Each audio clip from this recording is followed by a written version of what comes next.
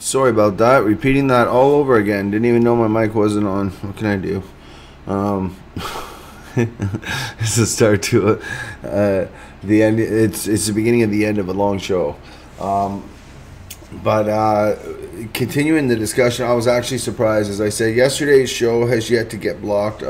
Maybe I'll get a message in the email while we're on the show or something. Who knows? But it was strange how the one show was just picked to be blocked. I don't know if it just hit an algorithm with YouTube or what the case is. YouTube's got a bunch of new features now. Like there's a new YouTube Studio beta that I can test, and yeah. And I also would like to speak about the continued police raids on our gardens. Medical patients are now being investigated by our own governing body. And what I mean by that is we do not fall into the jurisdiction as medical patients in Canada. I'm not sure how many of us there are now totally registered in the program. They kind of, I'm sure I could look this up if I wanted to dig a little bit harder. I can hear myself in my own earbud.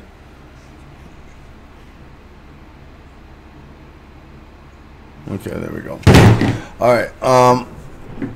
So anyway, because I've went through my own stuff, and I think I played some of that yesterday. To be honest, Jason Wilcox versus the police.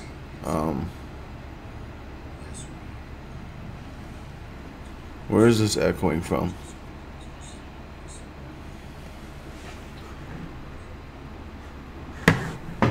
Sorry guys, just bear with me for a second here. I don't know what the hell is going on. That's really weird. Check, check, check.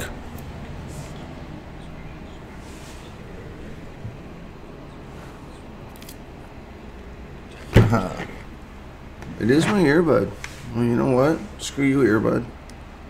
Oh, I see. You want me to turn my phone on to make me turn you down. It's just one of those mornings after 5 straight days of content and trying to deliver it. It hasn't been easy. You know, I don't know why this won't turn off. Okay, I'm going to turn off my Bluetooth. It's that simple. Okay, now I'm gonna restart my phone. Sorry guys, weird starts happening, or weird stuff starts happening with your electronics and that. My belief is they're listening to everything we do, we say. They want to know what the hell we're doing, you know, for their own reasoning. I can't say what that reasoning is, but they definitely have their own reasoning for doing what they do.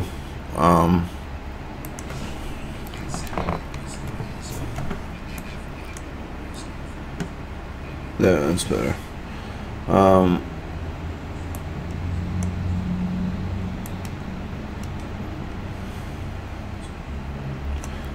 Yeah, give people a chance to tune in. What I'm trying to do is set this up right today so we actually have a better show. So like for instance, if I want my dancing gorilla to come on, my dancing gorilla will come on at command and start dancing. That's learning how to use green screen on the fly, you know, with my programming.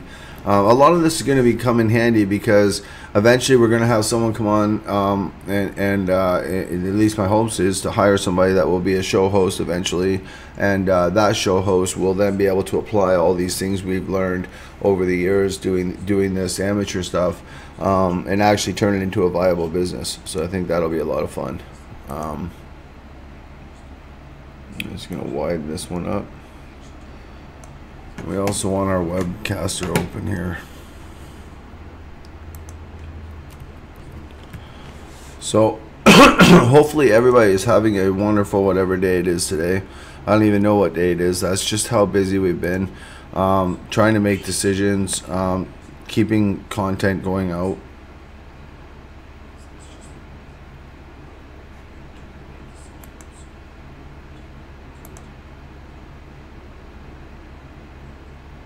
You guys are actually listening to me through my ear pods. I can't believe this. Okay, hang on one sec. I'm sorry. You guys are actually listening to me through this headset. Alright. Actually, it doesn't sound that bad. Surprisingly. Oh. Yeah, no, it's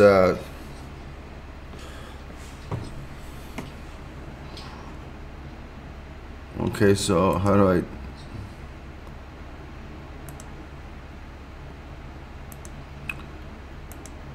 There, Yeti microphone back on. Oh, I'm sorry. My apologies to everybody. I haven't had that happen before. That was the first, but shit, what can I say? It is what it is. Yeah, no, I know it's good, but I was just showing people that's how good these new Apple... You want to get a good set of pods, just don't lose the bass that goes with them.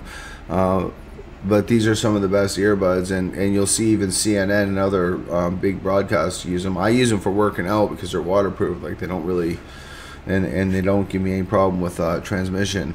But yeah, that what you guys were hearing, and I'll just see if I can. I don't know if I'll be able to. I don't know why I picked it up.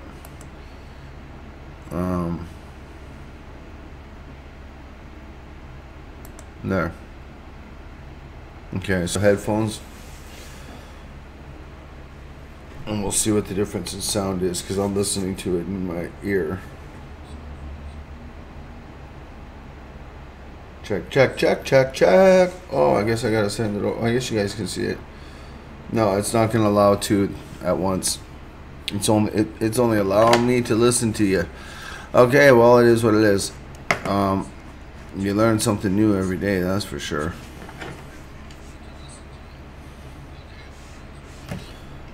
This is like talking to myself. This is horrible.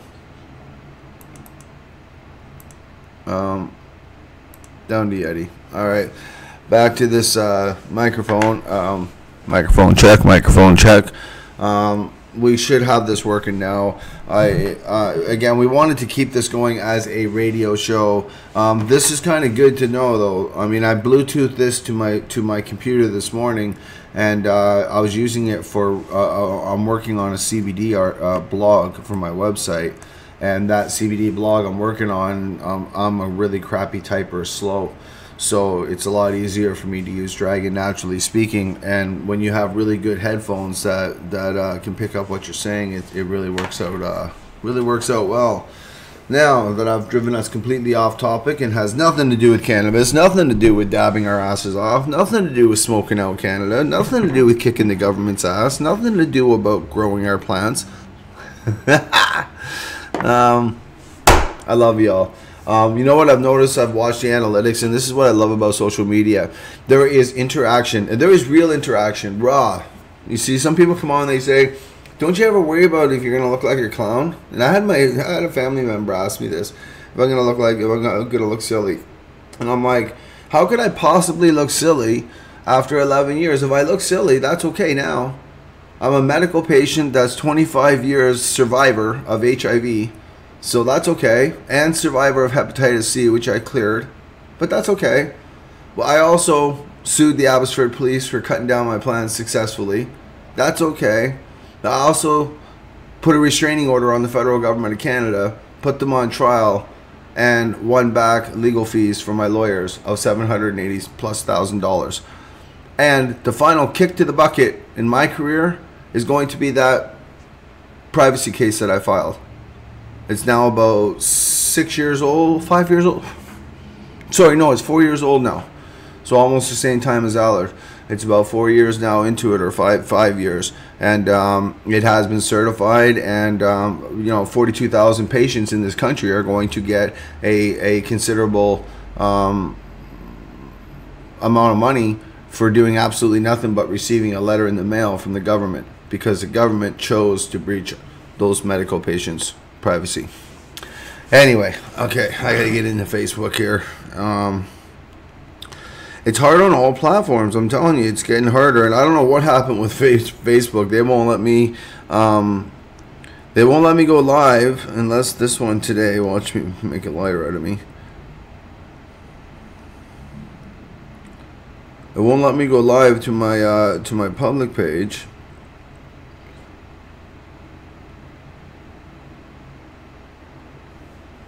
See, I kind of just get this spinny thing.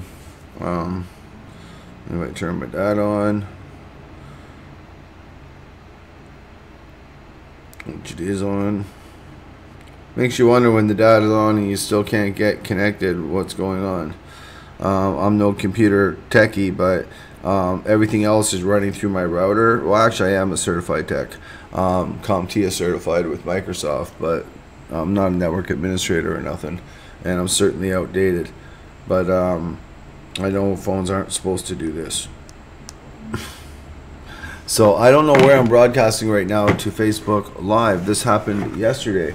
It's almost like something's screwing with me, because I did restart my phone, and that's it's a weird thing to have happen when you don't fully understand what's going on. See, this time it loaded.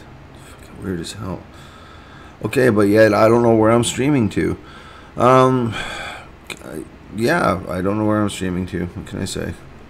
I'm lost. It is what it is today. Shit, that's really bad.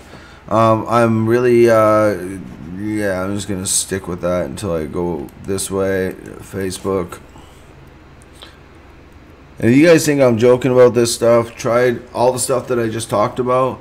Try doing that successfully with your lawyers, and then see if they mess with your computer. If you think this is all in my head, I'm behind an array of different security measures, just on my router and on my server, and still I'm getting stuff that I can't necessarily explain. Here I am in Cannabis in Canada.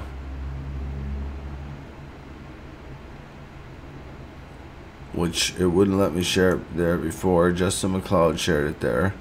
So then I must be broadcasting from my own. Okay, now we got it. I can at least see your comments, guys. I'm getting somewhere. I'm gonna take this out so it doesn't loop me back, because you guys will go crazy with that. But okay, at least now I know where. I don't know why it's not showing up my phone, but here nor there, I'll find it. Persistence pays. Remember, always have conviction, even at times like this. You can be put on the spot, but calmness usually will save the day. In this case, I don't know I don't know what's exactly happened. It's got 17 comments, so it's like this thing's, I'm not even joking, it's like this thing's playing, but it's not playing on my own.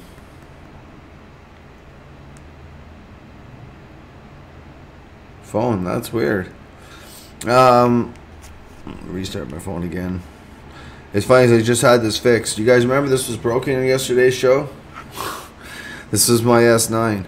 So it's a Android S9, and I dropped it. And like you learn over the years, I've been with Rogers for about 22 years now.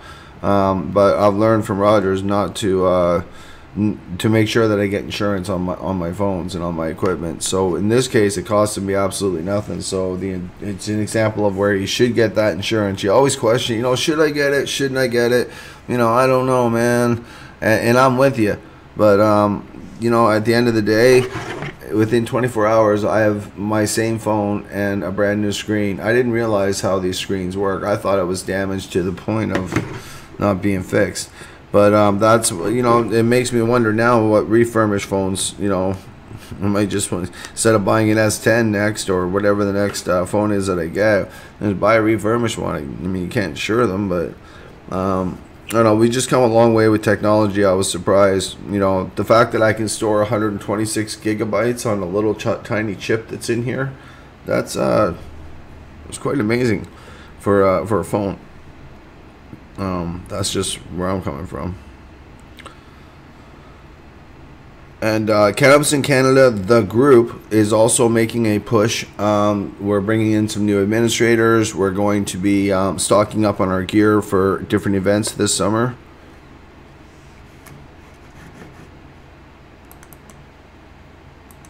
Check, check. I'm not sure what happened with the sound there, so thank you for letting me know. It's starting to get frustrating with this one. Yeah, and I can see my CPUs running right up too. Plug that camera. That'll drop it down a little bit, but damn, that's bad. Yeah, no, I'm running I'm running hot on my CPU too. This is, again, we're running this entire thing off a laptop. Basically 2 laptops and an ATM machine.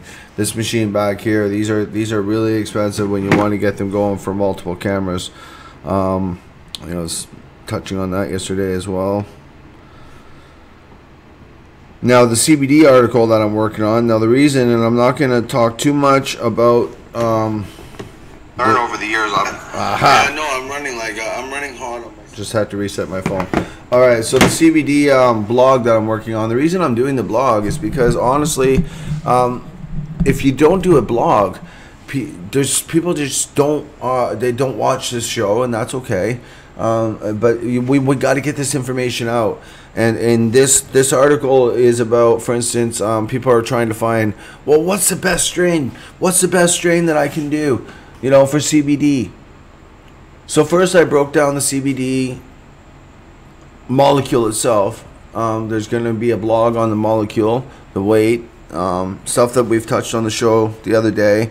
Because patients more and more are getting ripped off with the $5 Chinese crap isolate, FDA approved. And then there's people with lab certified CBD food grade crystalline. That's not allowed to be sold in Canada because not at that purity. It has to be at 30% or 30 milligrams. Sorry. Shit, our tinctures are 1,000 milligrams. So just think about that when it's your mom or your dad or your grandma or your grandpa, and you just want to help. Again, taking the profit out and putting it back into compassion. But that's something that I definitely wanted to get onto. They have started a Facebook purge, and I'm going to continue to talk. If they shut my channel down, I will be shocked in that effort, because it would have to be community standards and stuff. The fact that I'm sponsored by Facebook and YouTube, but then went and now I'm banned in 7 countries because we were talking about what the coalition did here in Canada and how we took on the government and how we came together. That was the topic we were talking about. and we were talking about how to change federal policies and how we're shipping stuff to other countries. They don't want the other countries to know they're getting screwed. I mean, they're getting it up the hoop shoot. You know what I mean? Like, honestly, they're getting messed over. All of this geopolitical situation. I mean, honestly, I wish John Conroy didn't come out of retirement. It's a double-edged sword. I want him to take this fight on and win for us, but at the same time, I wish he had kept going around the world teaching other Commonwealth countries how to institute growing in their countries so that it is a right under their constitution, because they don't have Pierre Trudeau's Charter of Rights and Freedoms.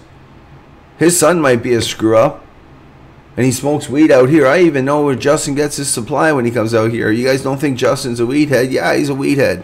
You know, here nor there. It is what it is. His father wrote the Charter of Rights and Freedoms, and that's what's gotten us to where we are today. So to that degree, I say thank you to Justin. To everything else, I think he should be arrested and he should be brought up on trial for conspiracy and federal money. I believe, I'm not sure if it's money laundering and fraud or if it's just fraud, but either way, they're both bad. So you know, and I don't know if they're one and the same. So, but I do believe that the conspiracy and the working together, the chief financial officer of the Liberal Party, being the founder of Tweed, I believe is a conflict of interest when it's a legislative arm working with big business. Nobody else can do it. Big oil companies can't work with the legislative arm, but their lobbyists do it all the time. They hide under that term, lobbyist. We're not the company. We're just the people that are trying to get you to pay for the company, but the company's giving us the money unofficially. And it's really hard to fight. I sound like a retard, but it's really hard to fight very big corporations. And this is something that I think we're all going to need to learn. And I hate to use the word fight, but it's like we either need to get them to change, get them to listen, hold more seminars, but stop putting yourselves. This is, and I'll say this goes to all you LPs. You made a disgrace of Lyft, giving each other awards in your suits. Giving each other awards not for making money to buy new Gucci suits. No, fuck that. You're actually trying to claim you blazed the trail to legalization in Canada? They ain't done shit but come in when it was safe to do so, like mama's boys. That's what you did. Let's just keep it real. Taking everything out of the underground, or thinking that you're going to take everything out of the underground, it's not going to happen. If locking us up and putting us in jail didn't stop it, why would a bunch of corporations and their cronies stop us now? And the more times they fart sideways, the more times we're going to sue them. Just like in Allard, just like in Smith, just like in the Branch and McMaster privacy debacle, just like in Abbotsford over my cutting down my plants. And I tell you now, if we unite, if we build an army, I said this in 2012, if we build an army, we'll be prepared to take it on. But if we're not prepared to take it on, then there ain't no army, there ain't no fight, there ain't nothing except to say, you know what? Stop fucking bitching. This is legalization. Or, what are we going to do about it? I've already said I refuse to reseat myself as a president of the coalition. So that seat is vacant. It's open. It's up to my board of directors. If my board of directors support a nominee, I'm likely going to support that nominee. And anything that I can lend, that I can help to the next fight, I'm going to do. But I'm not going to spend another 5 years working to raise $1 million for 5 lawyers. Just to be told that somehow we got money out of it as we live in subsidized housing. Are you freaking kidding me? That's the joke of it all, and it's going to come out in this documentary, and it's going to come out again. There's not a rush to do it. It's more getting out these 2 fights, and it's very important when I say 2 fights because it was the R.V. Smith and Allard. R.V. Smith is the first and only successful cannabis case to go to the Supreme Court of Canada and win. Now, Mr. Paul Louen took Matt Murnaugh all the way to the Supreme Court, and unfortunately, they lost. in the Supreme Court of Canada, because I believe Matt was proved to have had a doctor actually prescribe for him earlier. So not telling the truth on the stand isn't the smartest thing in the Supreme Court of Canada. That was a long time ago, though. So, you know, here nor there. It is what it is. But we fought to have medical patients be allowed to grow. That's what mattered to us. That's what Allard was about. And now, and this is what... it's hard because the lawyers are leaving this with the dispensaries. And we all know the dispensaries don't give a shit about most of us. So those that want to jump in and call themselves compassion clubs, there are some. The original British Columbia Compassion Club Society, the dispensary, there's quite a few here that actually do have compassionate arms and compassionate pricing, and they're not out just gouging patients. But then there's still a lot of shady people out there that are doing it, and they're gouging them, and there's no reason for it. Good point, Dennis. You know, when you look at Bill Blair and friends and all these cops that have thrown all of our brothers and sisters in jail, now sitting on the board of directors and investing their money in stocks and in bonds into these companies. Police running the companies, and I'll go back to the fact that they've never offered to lift or release our brothers and sisters who unfortunately are doing time in jail for either cultivation and or large-scale production, or sorry, large-scale possession. Either way, large-scale production, large-scale possession. If we legalize, does that not mean that you've decriminalized and you've actually let us go? I don't know why these people would need to stay in jail, continue their sentence while they await a legislative arm to actually to make it possible for them to be released, to pass legislation that says release these prisoners, everybody, a blanket release, which would normally happen when you repeal prohibition. All the bootleggers got cut loose. The only problem is you have to go to the drugstore to get liquor, and that's why the bootleggers kept going for so long. But here nor there, they were cut loose of their charges. They were released. That's what prohibition ending means. Criminal sanctions are lifted.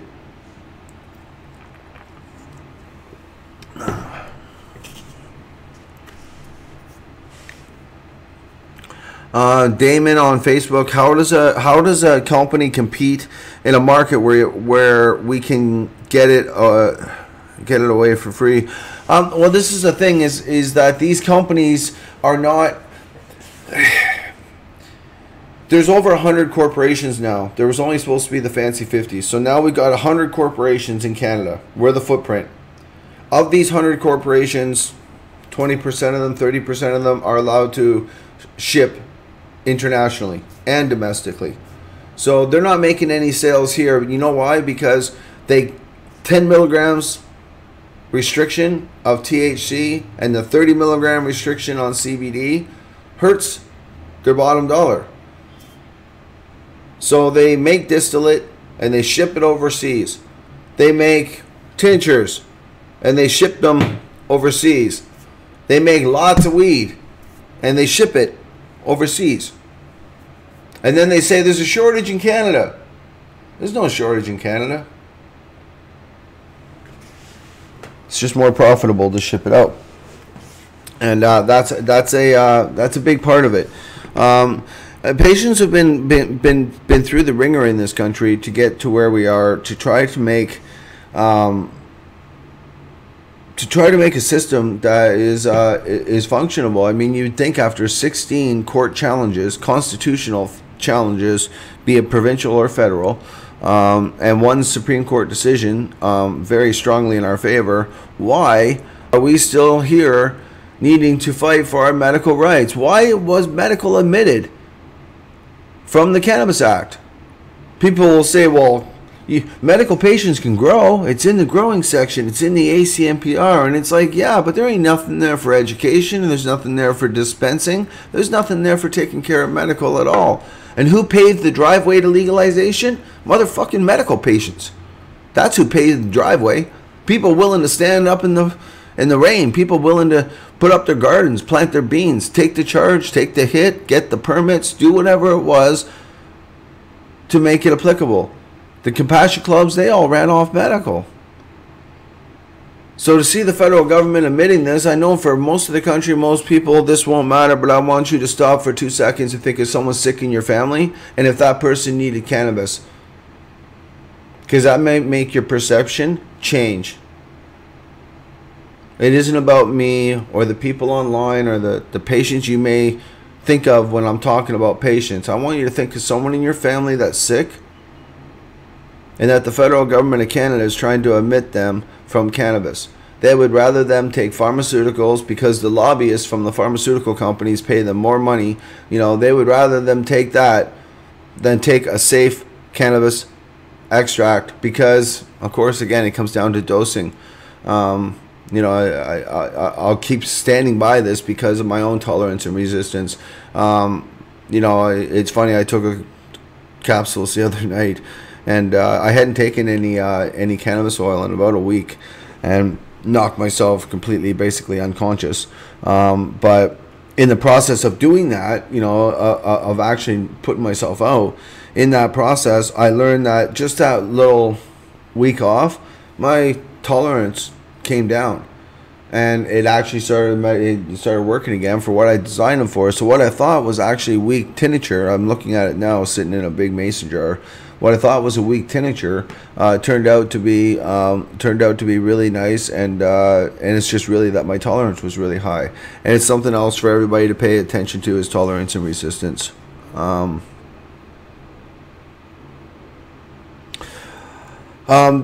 Yes, I would show my tattoo if I could right now. My tattoo on my arm here has the coalition crest, and it has from 2012 to 2014 because we said the government couldn't do this. But I said in 2012, this isn't about Canada. I said the World Health Organization is going to reclassify cannabis and they're going to legalize around the world. Nobody wanted to listen, and we could see it.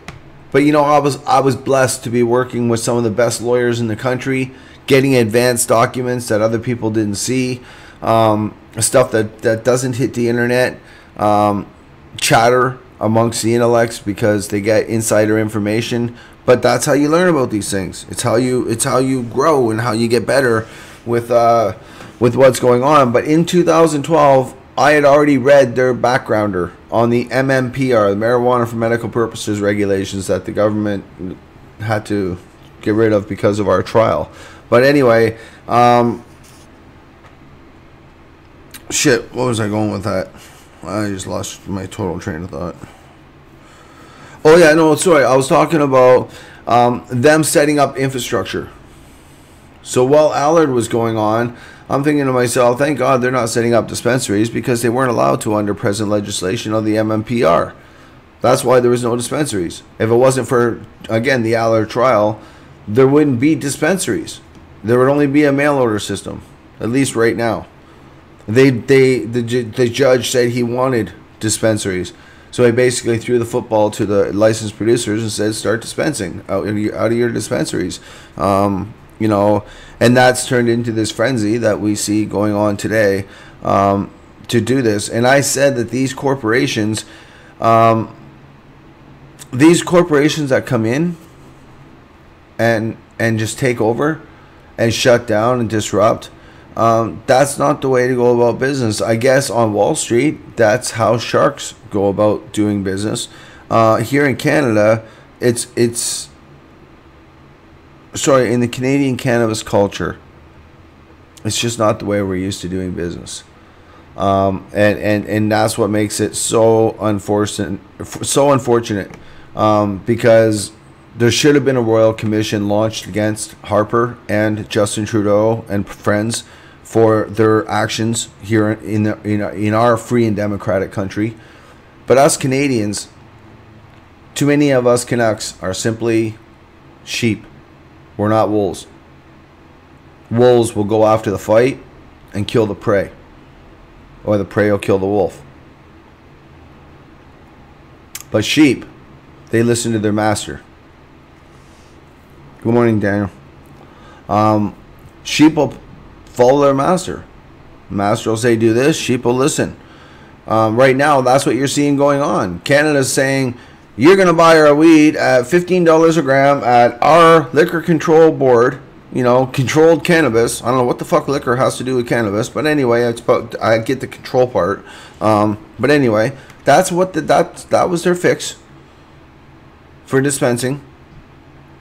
Then even now, today, if you need to go out somewhere and pick up cannabis, most of the CCBOs don't have cannabis, and the few that are open, if you can get to them, if you can drive that long, you're fine. Or if you can wait for a week for it to come in the mail, so be it. And even then, it's hit or miss.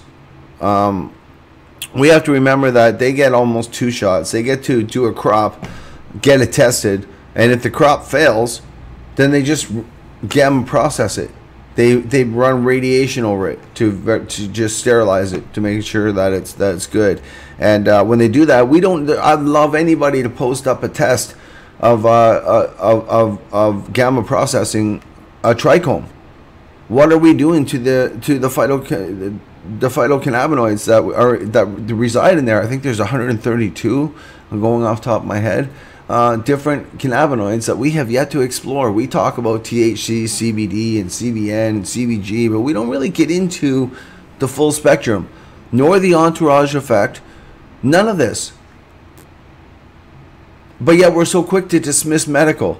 We can stop seizures, we can stop Parkinson's patients from friggin' spasming, we can stop spasmicity, and we can stop MS patients from suffering in not only seizures, but spasmicity as well. So just in that alone, if that's not medical, I don't know what is. In my case, for HIV, hey, stimulate your appetite, you need to eat, you need to counter nausea, you need an anti-nausea pill, that's in cannabis. You need something to stimulate your appetite, there's a pill for that, or you can take cannabis. You need to go to sleep, there's a pill for that, or you can take cannabis. If you have inflammation, there's a pill for that, or you can take cannabis. You see where I'm going with this? I don't know why I'm lecturing on the medical values of cannabis, just because I see my country, and I know why they're doing it. Mr. Government, you cannot tax medical patients for their medicine. We don't get taxed on any other medicine, so why are we paying tax on this medicine?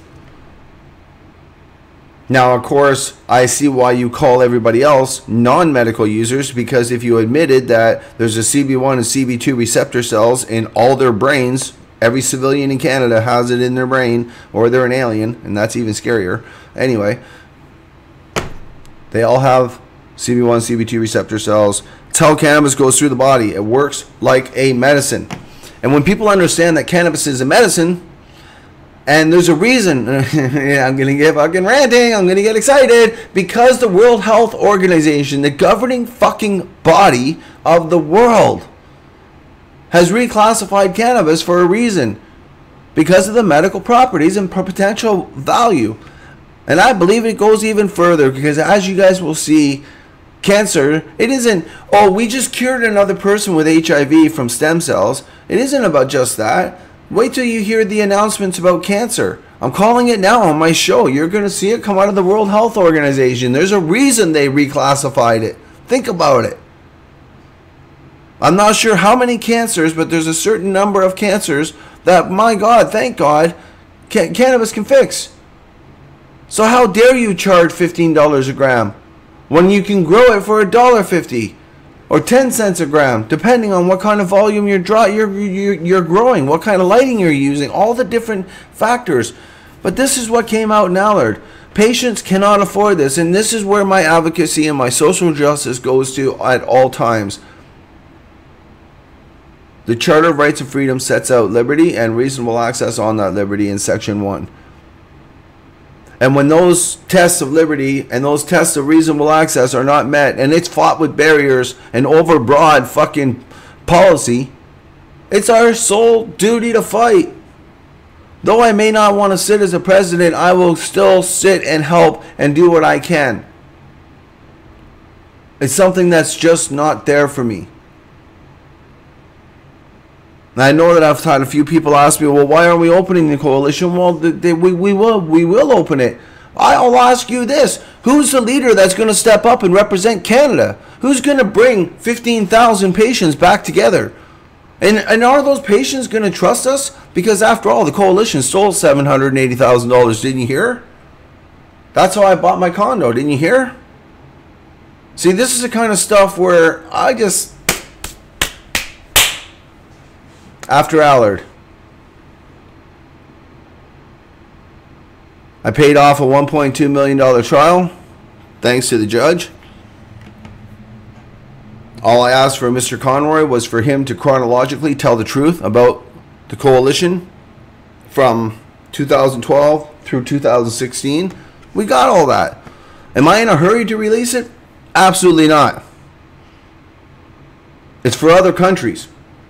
Quite frankly, it's for I'm filming it and trying to direct it and put it in my head. I'm not a director or producer. I've never done that before. I've never worked on a documentary, and I'm still working on waiting for that right editor because we literally need to review the film and review the footage as we go along. Very important. This is it's important stuff, because if you don't know how we got here, how can we move forward? Because I can tell you how we got here was millions of dollars, a lot of hard work, all just to see that maybe next year they'll just wipe out the plant counts, give us 4 plants each, a one-tiered program, and if you need any more cannabis because you can't grow enough in 4 plants, then you can order it from your provincial regulatory system that you normally would order any other medicine from, and it'll be covered. If that was to be the case, everybody would convert over to medical now, wouldn't they? One catch. Now that they're not calling it marijuana anymore, and they're calling it by its true botanical and medical name, cannabis, they could put it back into pharmacopoeia, and they could put it in their silly 1 to 3 gram doses, and then we could really be in for some trouble, because that would ultimately put in like a checkmate policy and a challengeable policy. Anything they do right now is going to be challenged, because the Supreme Court of Canada has already stated that medical patients can have cannabis in all of its forms. So continuing to mess with us, delaying our licenses, trying to set up barriers to access, trying to get the doctors to steer us to the LPs, that's all manipulation and provocation. And when you got manipulation and provocation, you got no business plan, no business model, you're going to get a resistance rising. And that's what's happening. This country, there's a resistance rising. People are getting tired of you taking our money, you taking our lives, and you trying to sell us subferior weed. And then you backdoor 200 kilos, and then nobody gets charged. You abandon a ton of weed, nobody gets charged. No, fuck y'all. I don't give a fuck. I'm tired of my brothers and sisters going to jail for fucking 4 or 5 plants, or maybe 1 kilo, and fucking you guys, 200 kilos, nobody charged. Nope, they lost their job. Well, they're just going to get a job at the next buddy's house, aren't they? The next fucking LP. Oh, fucking bullshit, man. I need to pull this article up. Hey, Bonafide. They had their license pulled. Thank you, Health Canada. Bonafide did this. Went around Canada, bought up 200 kilos. You know, what they call kilos. They must have rescaled it, because we don't really sell in kilos in Canada. We sell in pounds. But anyway, it's cannabis. It's not coke. But fucking whatever. These guys went around. They collected all this fucking shit, and they brought it in through the back door. They put it out through the CCBO. It somehow got by all this so-called oversight and testing. All this regulatory safety for us patients. No, fuck that too. We need to have proper regulatory reform, and we need to stop governing this plant like a gun.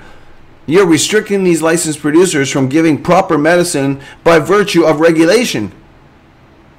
That's not their fault. I don't have an issue with licensed producers. That's their business. I only take issue when they're fucking crooked and backdooring shit, and after us being called that, I don't accept that.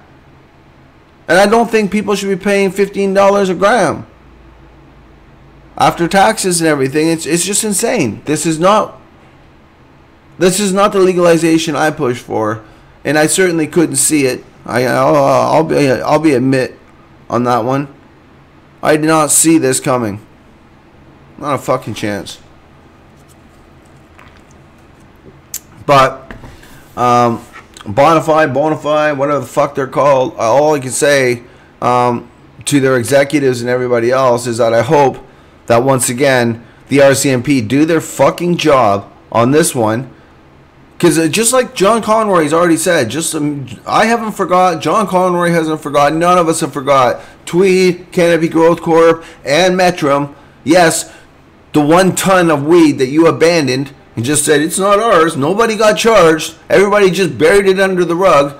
Fuck, I wish I had that kind of power. It really comes down to who you know, doesn't it? But that was 1 ton of weed. The police seized it. The RCMP said that it contravened sections of the CDSA and said that people should be charged. Now over these 200 kilos, they said the same thing. I ain't seen nobody get charged. I ain't seen shit. I ain't seen nothing in no papers. I ain't seen nothing about any charges being laid, and that's a problem. And how we bring people together, how we bring this merger together, because the licensed producers aren't necessarily the bad people. We have to remember we're all governed by this same regulatory garbage.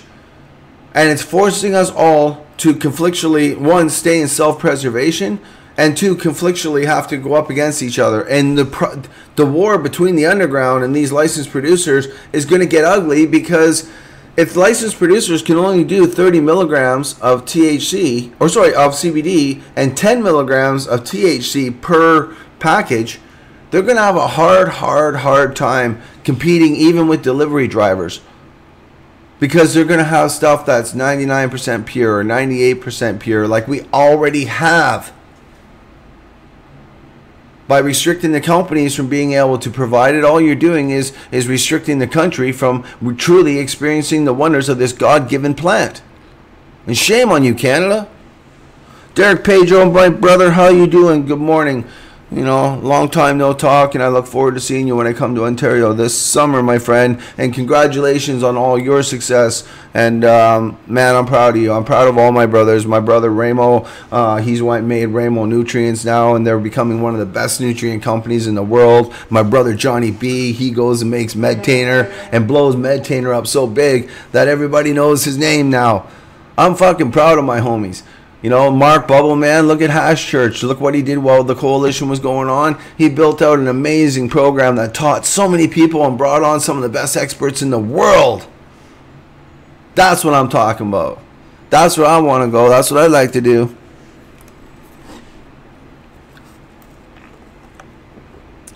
Bonafide. Laugh my ass off. Yeah, isn't it ironic? These guys deserve everything they get. The reason I say this is because for those who remember, this all started by saying we're going to remove 36,000 patient gardens because you're all gangsters, you all collect mold, and you all start fires. And for that reason, we just got to abolish home growing before we legalize. And I started thinking about this. Wait, you're bringing in corporations. You're setting up $20 million companies.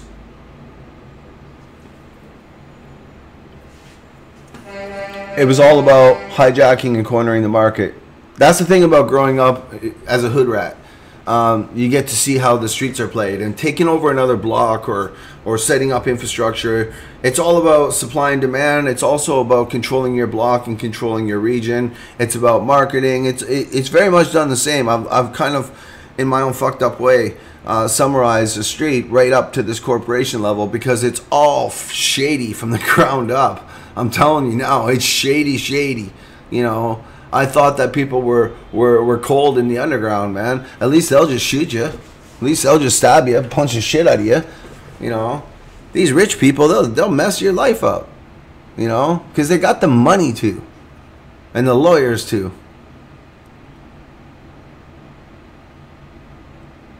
And to my friends still trying and holding down for the underground, I'm going to start to become them.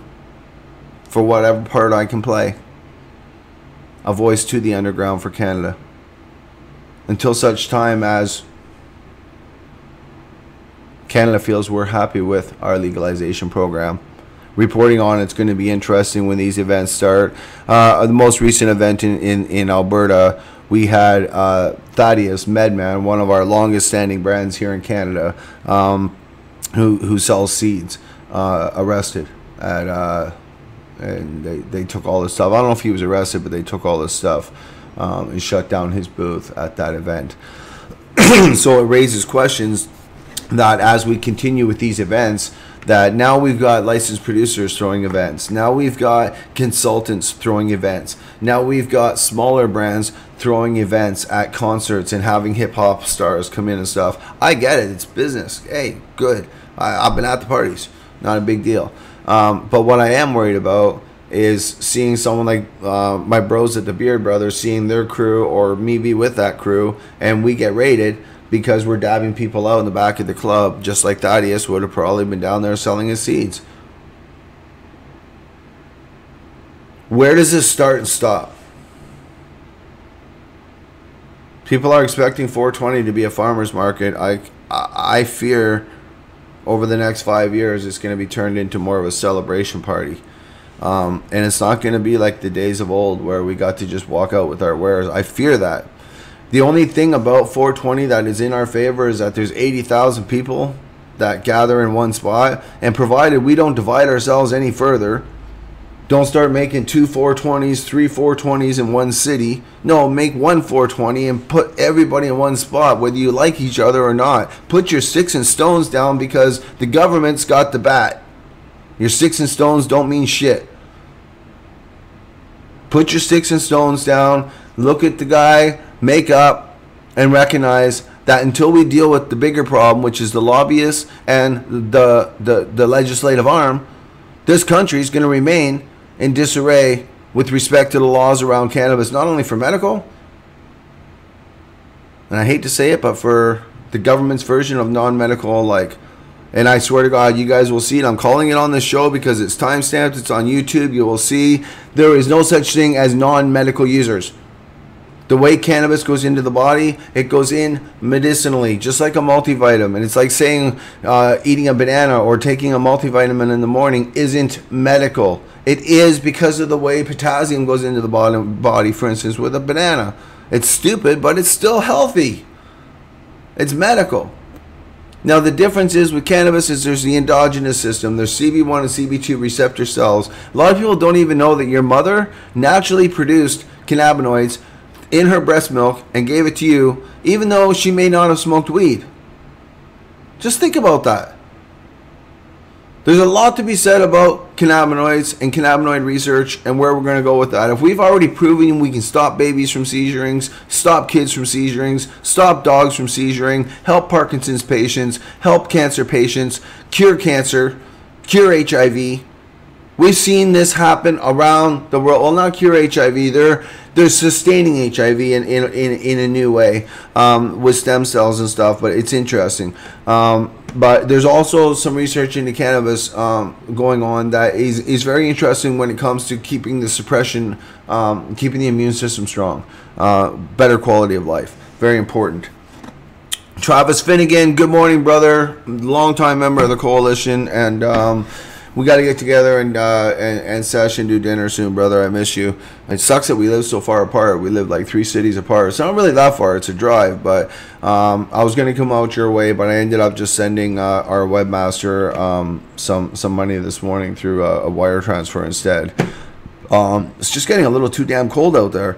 But Travis, now again, Travis, you are a standing, strong member of the coalition and served on the coalition committee. I've noted it on the show, and I'll continue to note it. I've noted it from the day we finished and we won that I would never sit as a president again. You know, just from the 4 years will take a lot out of anybody.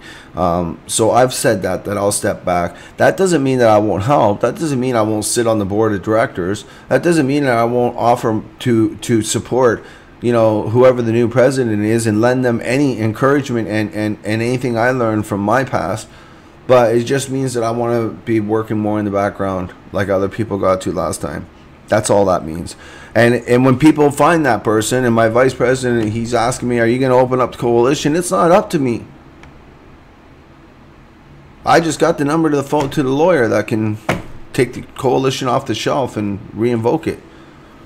We need 5 directors. We just re-invoke it, and we'd have to take it. And my problem is that I don't see where the fight is. I wish we never put it down in some ways, because there would have been more people being able to right now.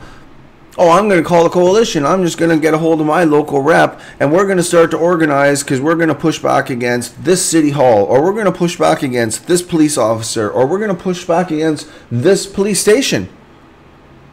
We could have done that because we were organized. We had every province, 15,000 patients across this country registered. Then there's all the ones, I call them the watchers, and it's okay. It's because they just didn't want to be known or didn't want to be officially involved, but they wanted to help, and they donated, and I thank you for that. I thank everybody that helped us, because no one person made the coalition. No one person made the case happen.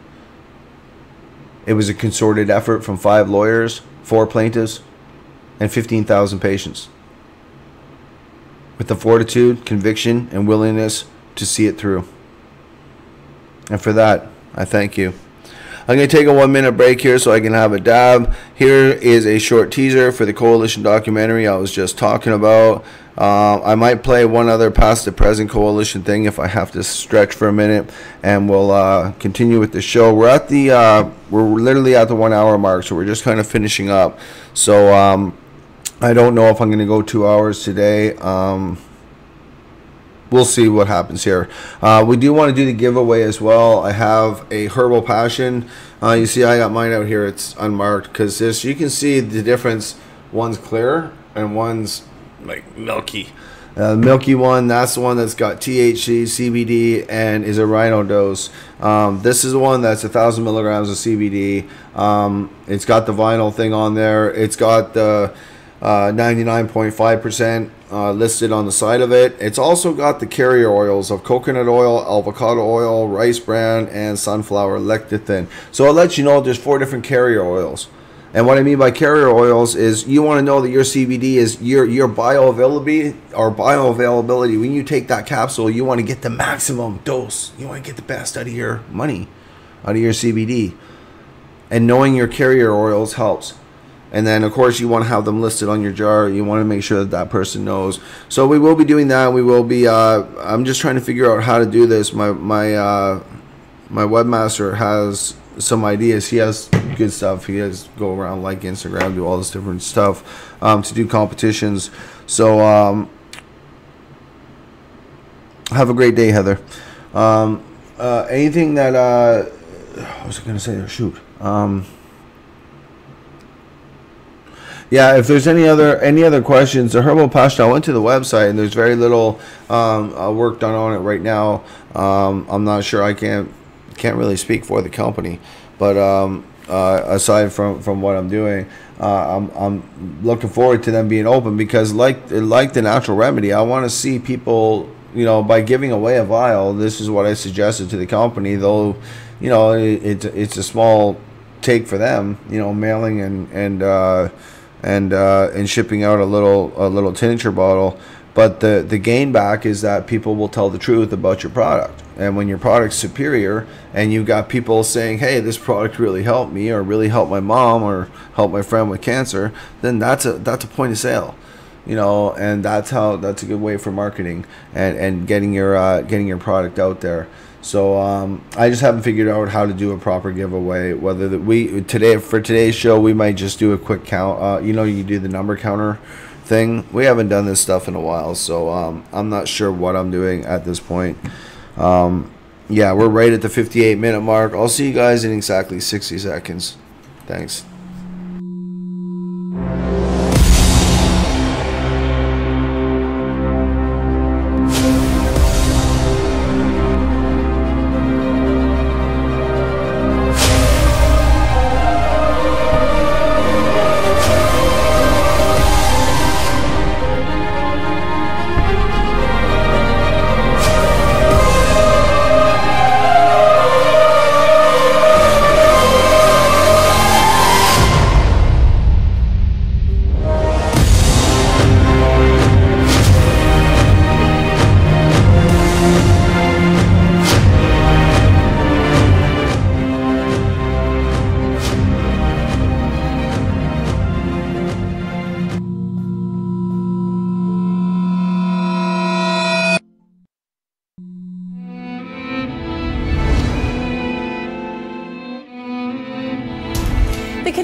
government's getting out of the marijuana business.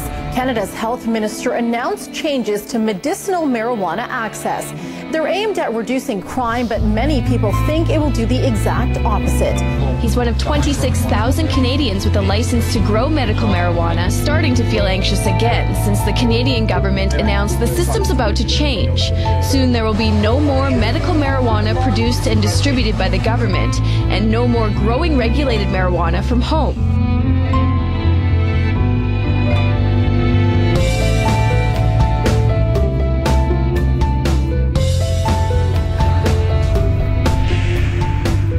Jason Wilcox has been organizing the coalition against the repeal of the medical marijuana access regulations, particularly the personal production licenses and designated production licenses. I believe in patient options. You should be able to go and have somebody grow it for you if they have the place in the room, the ability, or order it from a pharmacy or a big business, whatever you want to call it, however the program is modeled. And then you should also have the right fundamentally, especially if it's to put in your own body, just like when you smoke it, you should have the right to grow it. Health Canada will, if successful, only license large-scale commercial operators who produce our medicine at up to 4 times the current cost. Government is simply hijacking and cornering the market, my friends. The issue is getting up to 26,222 legal growers, trying to get as many of them as possible to understand and unite and get on this file so that we can actually be prepared. So when Health Canada chooses to make their move, we're all prepared to take it on,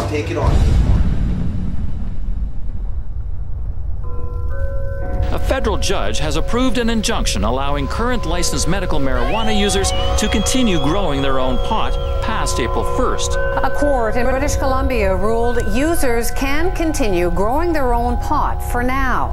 This decision comes less than 2 weeks before new laws for medical pot take effect in Canada. This is huge news, you know, and then so many patients right now, they're not suffering tonight. Tonight they're going to get to sleep. It's very hard for me not to get angry and frustrated as I think about the 500 plus impact statements I've read of people paranoid, and not just paranoid, God-given fear of going back onto pharmaceuticals because of what the government's doing now to medical patients. It's unconstitutional, it's not Canadian, it's unethical, and it's not right. My doctor, he wouldn't take my MRIs, he wouldn't send my MMR forms. And through other things, like I was really having a tough time, but it seems that one major stressor, removing that threat of losing my guard by the government, even having the threat of armed guards coming into my home to make sure that it's shut down, really hurt me and hindered my healing. And that was the beginning. I'm aware of people who don't have a medicinal license, who buy their marijuana from medicinal growers. I would use the analogy though too, that we look at how many drunk drivers and people on pills right now are going out driving drunk and killing people. We police the drunk drivers, we don't throw all the cars off the road. And that's what they were trying to do with the patients, and I'm glad that justice stepped in and interfered and allowed the Constitution to have a chance to put the MMPR under constitutional scrutiny. Right. I just really hope that we all get what I think we deserve, which is freedom. And that's what this is all about. The coalition of what's going on, these are people that are willing to stand up to the government with their endless amounts of money in pockets and, you know, do what we can, hit the streets, hit the roads, canvass, talk to people, you know, just go out there and promote to one person at a time, change perception and views by, you know what I mean, articulating truth. And, you know, I'm proud to be a part of that movement. Now we're at $180,000 raised. What are we looking at over and above the $250,000 that we originally set out? I'd have to estimate high. I'd have to say, look, let's shoot for $1 million because who knows? You've seen the attitude of the federal government. They recently are putting ads on paid for by the taxpayers about the dangers of cannabis. It's just another herb. There's going to be a lot going on in the next year. It's our one big historical chance. Either we make it happen or we don't. It doesn't matter who you are or what you are. If you have a belief in ensuring that people's rights should be taken care of, you should be donating. It's for the people. It's we the people who want this, and you know, it's coming. People needed access to these products because it helped prolong and help, you know, save a lot of suffering. This is going to end. We're past the point of whether we will or will not win our gardens. We will. So yeah, you licensed producers, you better be worried. I'm not going anywhere. This is far from over. I'm pretty confident that you're going to win. I mean, you can't guarantee it, but I feel like that's going to be a preserved thing, the right to grow your own cannabis for medical purposes, as it should be. I think that we got a super strong case. I'm really looking forward to what John can do in the court, and I hope it's heard fairly and with an open mind. I hope we legalize, but again, I hope we legalize with gardens so that there isn't this fight that I worry about between the underground, these growers that exist, and I know them. You know, the BC economy is almost run by these growers. You know, if that starts a gas war, then security is going to go up because the gangs get involved or real organized crime gets involved. I say, why doesn't the top down first recognize it as medicine, take it out of the CDSA, classify it as a safe and harmless herb it is, and put it into herbology, or put it back into pharmacopoeia and let the doctors prescribe it the way it should be, and look after the damn patients. At the end of the day, it's about the patients.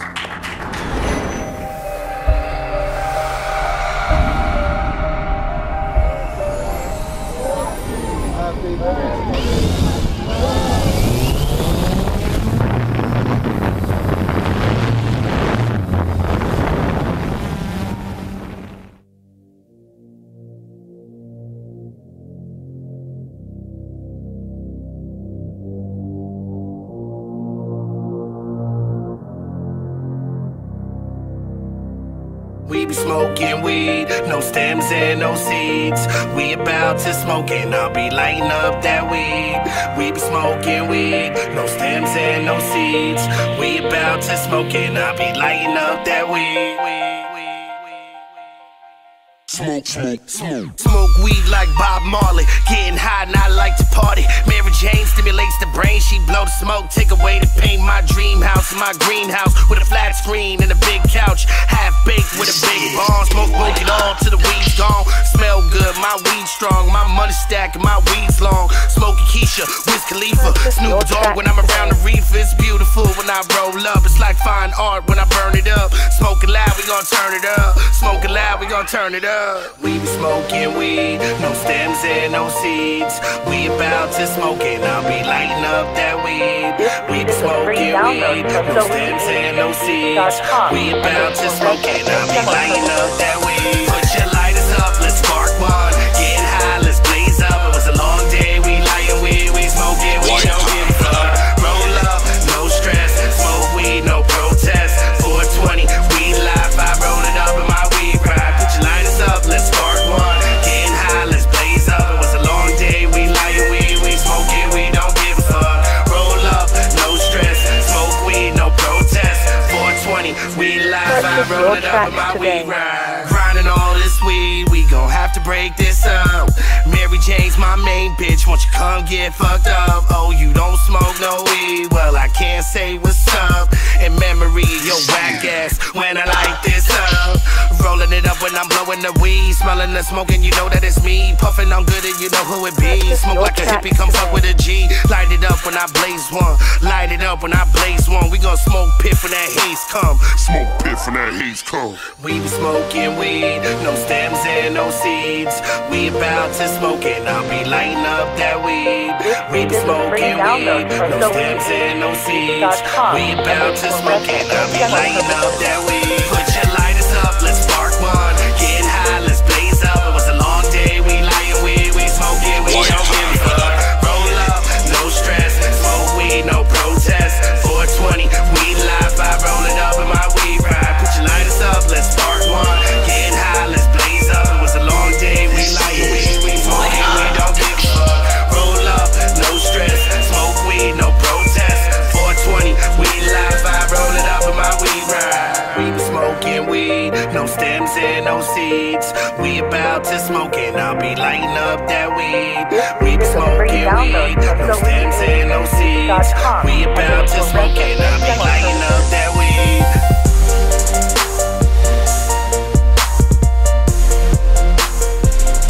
White hot with a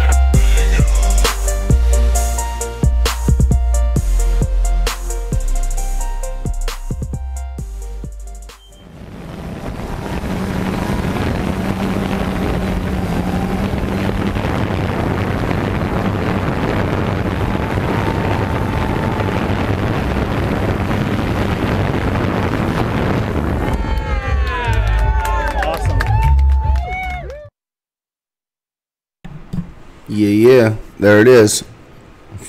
Drone flying, coalition drone flying up over 420 before we got moved down to the beach. That was one of the last ones that we were able to do. So yeah, that was a lot of fun. While on break, I had a chance to jump up and at least stretch my legs. We'll probably take the show into the second hour again today. To me, it's more content. I'm not worried about my content, but I enjoy the engagement in the chat. I think you guys are doing a great job. Dana Larson. Now again, I read John Conroy's letter to you guys yesterday, and we went through it systematically. From the right now, if you're running a compassion club or a dispensary, you could argue. This is John's advice: is to say that you're awaiting to hear from the BC Supreme Court on the BC around BC dispensaries. That's the best thing to say right now until John and Jack file a constitutional challenge for compassion clubs. Once that gets filed, that would be different. Right now, we are literally waiting on word from the BC appeals court. They basically, it's not a new trial. See, it's not a retrial. They don't double jeopardy or anything. It's a couple of judges. Just I think it's one judge or two judges. I don't know. I'm not sure. Or if it's an appeals bench, it would be three judges. Will review that trial and make sure that everything was done procedurally properly. And if that be the case, then that stay, I don't know how much further that will go. I'm not a lawyer to speak to it, but the federal case, once that gets filed, there will be an injunction sought for the plaintiffs on that case. So if you run a compassion club in Ontario, it doesn't matter anywhere in Canada pretty much. If you run a compassion club and you're interested in being a plaintiff, I suggest you get a hold of Mr. John Conroy or Mr. Jack Lloyd with respect to that case. There is a trust account that is open with John Conroy right now for that case, and there's a trust account open with Jack Lloyd for the BC's stay case. Both these cases could be detrimental to the future of medicinal dispensing of cannabis in the country of Canada, and many people may not care because you just still go to your local grower, and I get that too. But part of our job on reporting and getting information out to you guys is making sure that everybody gets accurate information and we're on the same page. Right now, I see Canada having a huge opportunity. The lawyers still want to work with us. See, the lawyers seen the historic nature. Otherwise, they wouldn't have both been in the documentary. Kurt Toussaint and John Conroy, I think everybody involved in the inner circle knew how historic it was to win that case and what that meant for Canada. And now that they're trying to admit it and they're trying to slowly squeeze it out and they're trying to tweak it around, that's what the government does best. That's what I say, they fart sideways. We jump on them. But we need to organize. And if we don't get organized, as I said back in 2012, then we won't be prepared to take them on. And if we're not prepared to take them on, then we're failing. There's no sense in even trying to take them on out of the gate. Just tap now, say, okay, we accept it. We're gonna buy from you guys, and the rest of us will become modern day moonshiners, which I'm okay with. I was a moonshiner before. I'll be a moonshiner in the future. That's okay. What I feel sorry for is the people that don't deserve to have to choose between being a moonshiner or anything else. They should just be able to access medical cannabis information, and adequate harm reduction services with respect to cannabis. Because we're going into our second hour, I'm actually going to I'm going to talk a little bit more here, but then I'm going to put on one of our longer videos. We have an 8-minute footage of Lyft, and we also have you guys want to see some big slabs and what we're talking about, culture vultures. They're here. And I did see the comments. I've been watching as best I can, both YouTube and Facebook. You guys are both active today. Thank you guys, everybody. I love you. Thank you for tuning in and supporting Cannabis in Canada. Our gear will be out this summer. We're just in the middle of ordering it. When I talk to my, I don't know, he's a webmaster and manager / marketer or whatever. When I talk with him, I'm gonna get this order made for our sweaters, so we can get on this, so we can get this made. You guys. I think sweaters was the #1 thing. We put up a thing in the Cannabis Canada group. Cannabis in Canada members that are watching, please share the Cannabis Canada group. Now, Facebook decided that they would go through, and this is fair. This is fair. I just want to say this is fair. If there's 3,000 dead accounts, which I don't believe, but if there's 3,000 dead accounts, people that joined Cannabis in Canada and then quit, or they were fake accounts, or I don't know what the hell they were, then purging 3,000 was okay. Some people had their entire group purged. I mean, like, it was gone the next day. Facebook wasn't saying why, wasn't giving any excuses, just done. Owen Smith, good morning, brother. Good to have you watching the show. It's good to see you tune in. I was just talking about your historic case and being in those chambers, and we all remember hearing the Chief Justice just scold that Crown and say, don't ever bring another crappy case like this, or a case of no substance to this chambers and to this house. And I thought, man, I love the Supreme Court. I never thought it, I was anti-law when I was younger, but if it wasn't, and guys, you should thank Mr. Owen Smith, who's in the chat, in the Facebook chat, just for his time that he put in, because him and Ted Smith together were able to fund that entire case with Mr. Kurt Tusaw and take it all the way to the Supreme Court. A lot of people don't realize that Owen, he could have just, when they let him off at the BC court level, and they said, okay, we're not going to go any further, he could have just went home and just said, you know what, I'm done with this, I'm out, this is just too much. Instead, they went and they said, no, we're going to take this right to the Supreme Court, and we're going to change the law, because it's not constitutional. Hence, a constitutional challenge. It ended up being the second cannabis case to ever make it to the Supreme Court of Canada, but the first to be successful at the Supreme Court of Canada. The other case was Myrna, which came on earlier on. It was a recreational case, different case. But that's important. It's important to know, again, I talked about this earlier, how we got to where we are. Cannabis in all of its forms. I would ask you this. Anybody, YouTube, Facebook, soon, LinkedIn, you guys will be soon. But cannabis in all of its forms.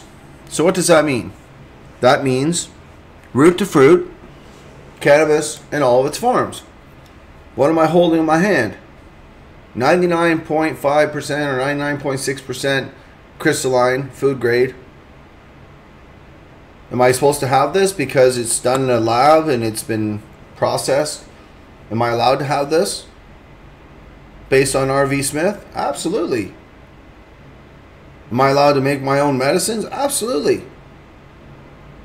As long as it comes from the cannabis product. This is nothing more than isolate of the cannabis plant. It's cannabis in all its forms. The language was very, very clear in RV Smith. Just like it was very clear in Allard. Give them back $780,000, and the judge threw out the entire marijuana for medical purposes regulations. Just threw it right out. We only went after certain aspects. We didn't want them to take away home growing.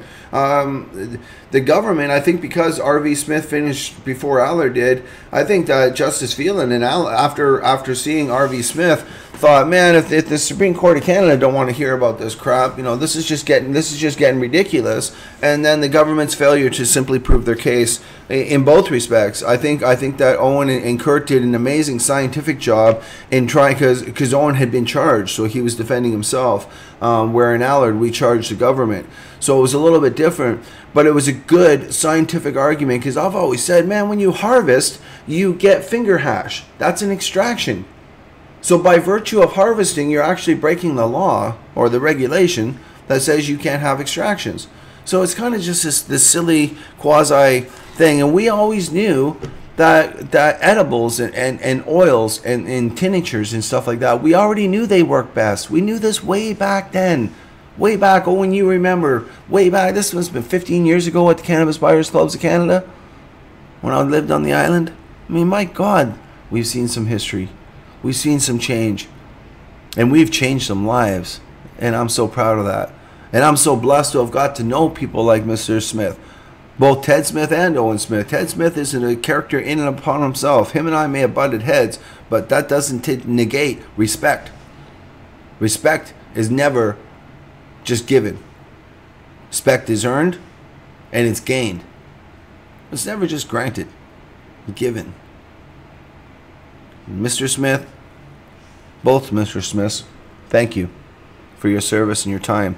Because if not for you guys fighting, we wouldn't be sitting here being able to dab today like we do, talk about dabbing, talk about oils, hold up 95% crystalline and say, this is cannabis in all its forms, come get me.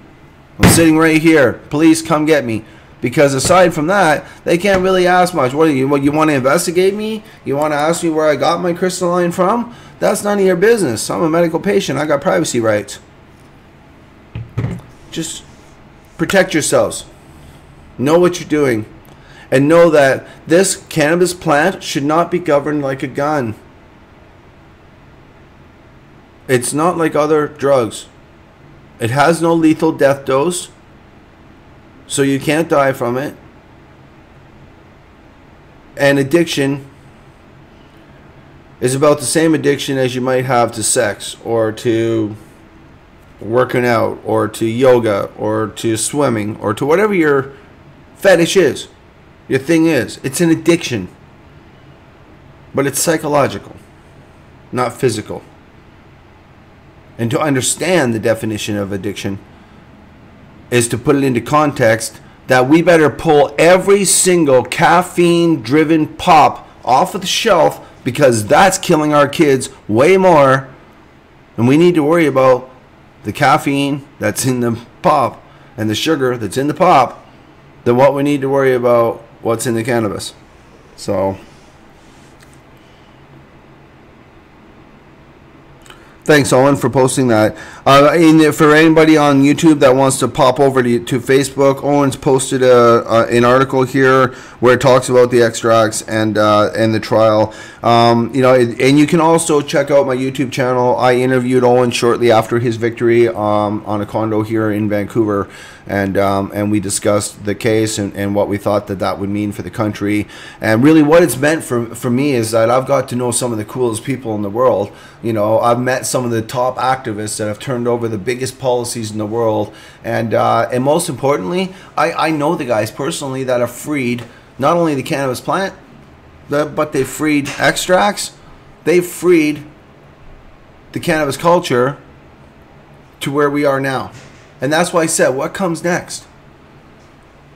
Because though they are omitted out of the Cannabis Act, now this is what John Conroy's problem is, that when you omit medical patients and you omit medical dispensing and suggest that medical patients, you can just push on, a cancer patient in a wheelchair or an MS patient in a wheelchair, push them through the line in a CCBO, and they don't get the education information. They have to go to the internet and look it up, and that's no reliable source. It's hit or miss. Properly driven compassion clubs is what Mr. Conroy is driving for. And if we all remember how we got here from the birth of compassion clubs in California as they came down the West Coast, and people were willing to open them and make doctors give authorizations so that we could operate. And many of us operated without doctors' authorizations because we knew it was the right thing to do. And finally, the government has changed it and called it cannabis. Finally, they've come around to recognize that it might have medical value. And I said this on yesterday's show. I'm going to close the show out today, making sure everybody understands when the World Health Organization reclassified cannabis to have medical properties, I beg you to ask yourself, look in the mirror and say, how am I a non-medical user based on what Jason Wilcox just said? I have CB1 and CB2 receptors in my brain. Look up the endogenous system. Seriously, Google this shit. Just look it up. And you'll understand why I'm saying there's no such thing as a non-medical user. You might be using it for recreational purposes, but your body is using it medically. And the reason the government's taking advantage of that is solely taxes. You can't tax medical, but you can tax the recreational user. So you non-medical users, you're going to get taxed out the ass. And as a civilian of Canada, it's my patriotic duty to say that's wrong and we need to do something about it. Man, I love you guys. Here's Lyft footage from 2019. I'm going to take a bit of a stretch break here, and we will do the last, what do we got left here? We got a half hour left of the show. So if you have any questions, any go-tos, you got some key people, especially Owen Smith in the chat. Those that don't know Owen Smith, if you know of the RV Smith case, if you've heard of it, and many people have across this great nation, it's the reason we have extracts and cannabis in all of its forms. I couldn't hold this isolate right now on film without fear of persecution. I mean, sure, I could say it was a studio prop, and I know how to defend myself, but I wouldn't honestly be able to hold real crystalline, 99% crystalline in my hand if it wasn't for Owen going all the way to the Supreme Court and Mr. Tusaw and Mr. Smith and not wavering. That's why I said you have to have the conviction and the commitment to see a 4 or 5 year constitutional challenge through. So it's easy to say what you're going to do, and then it's another thing to see it through. And that's why when people ask me again, well, what are you going to do about the coalition? I'm telling you now, I will support the next president. I will gladly unshelf the coalition. We'll gladly reopen the coalition if that's what patients want. That's not for me to decide. The lawyers need the money. Jack Lloyd has a trust account open for the BC stay for compassionate dispensaries in BC. And if that doesn't work, Mr. Conroy's filing a federal constitutional challenge, which I believe he's filing anyway, because it's a different argument to a degree. When you look at the federal argument versus this, Mr. Conroy's argument could potentially turn the government on their head once again and force compassionate education, information, and dispensing to end medical users. We paved the golden driveway to legalization. God damn it, we should not be the last ones to get up the driveway. See you guys when we get back from this footage here. Anyway, this is Lyft Vancouver 2019, and just some short coverage of some of the different brands that were there, some of the different brands we're going to be working with. You guys have seen Future Roll on my show before here. That's the one that does 100 joints at a time. I'm going to have that back on the show here coming up, because I think we might be doing a bunch of pre-rolls here. We got this 420 coming up, and I'm thinking, man, I'd like to have something to be able just to pass out. And if I can do 100 at a time, then it's a lot easier to put 500 together. It doesn't take a couple weeks, it takes a couple days. But on that note, here's the footage. Tony Rizzo, what's up, brother? Good to have you on the show. Thanks for tuning in. I'm only tuning out for a second here to allow this Lyft footage to play, and then there's also there's a kicking morphine video. Now we're gonna switch over to cannabis in all of its forms for one reason, and that's because if it wasn't for cannabis in all of its forms, Vicky would not have been able to come off of opiates. Smoking cannabis alone, when you're coming off of opiates, you can't really smoke. So those of us who've done it know that you can't really smoke cannabis. It actually makes you want to throw up. So it doesn't work that way. So extracts and oils and other forms is how you use it in a harm reduction aspect, and in how to reverse some of these things that we're dealing with. And I think that that's a big part of what we need to pay attention to. Honestly, that's what we need to pay attention to.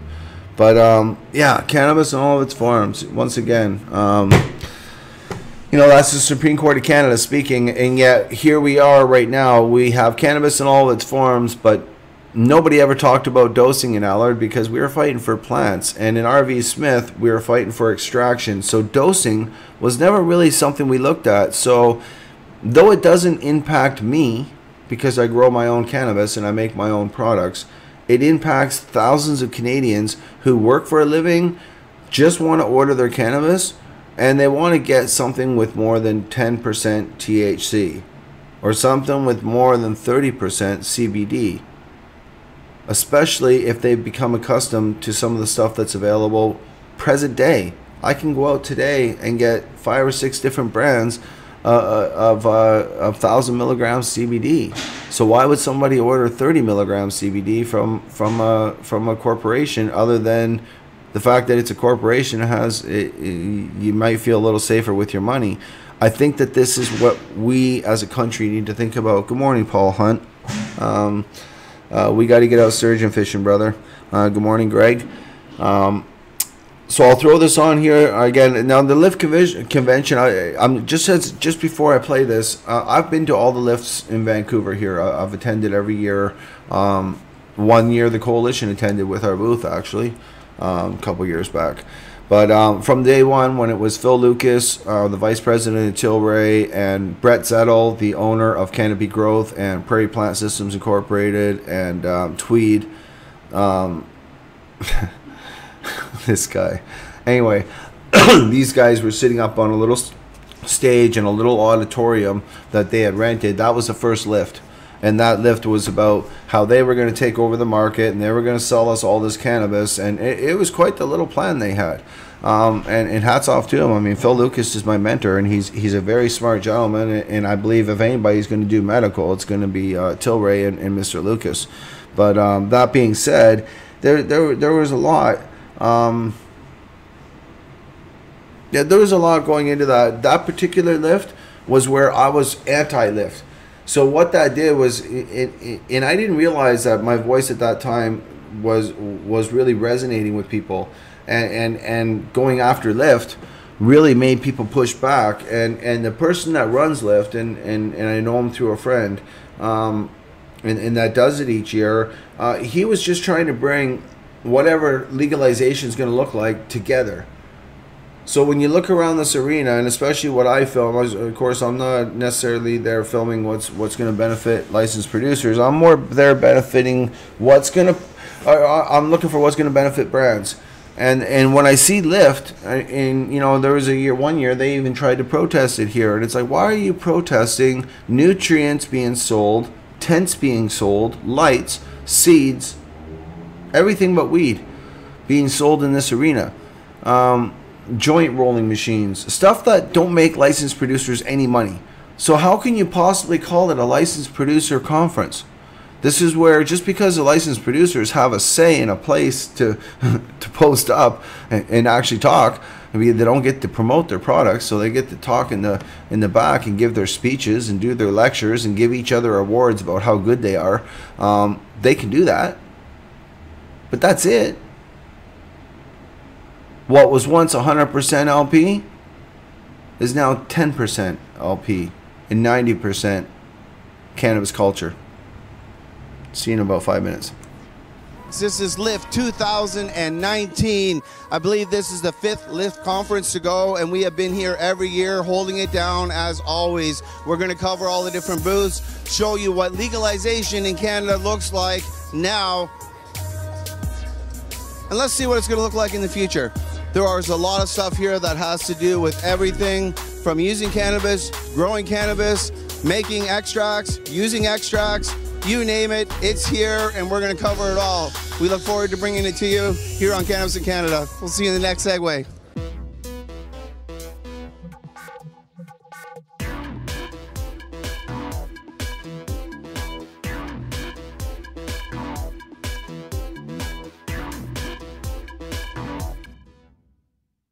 Howdy, we're here at Lift & Co. Here at the Cannabis Expo here in Vancouver. Big shout out to Sorry, that was my screw up. It's gonna play from here. My bad. So come by, enjoy, and say hi to me. I'll be here at the info booth, right at the entrance.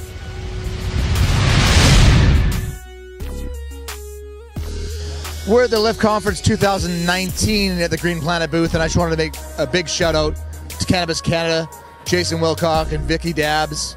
You guys are one of the pioneers in the YouTube cannabis frontier, and we owe a debt of gratitude for you in regards to the coalition against repeal for every medical cultivator in Canada. Thank you so much, Jason Wilcox, and it's been a great journey, and can't wait to see more and really see the future of cannabis in Canada now that we have legalization. Keep it up, guys. Thanks so much.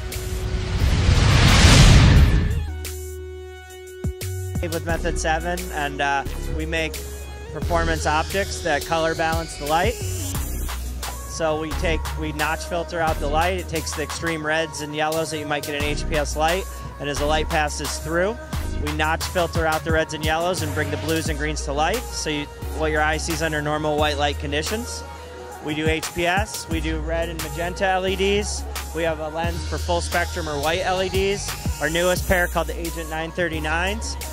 It's the most advanced polycarbonate lens in the world in that it filters out infrared heat as well as blocks UV. No other lens in the world can do that right now. We spent 2 years with Carl Zeiss Optics to achieve that. And we do Zeiss optics for all of our lenses and Italian frames.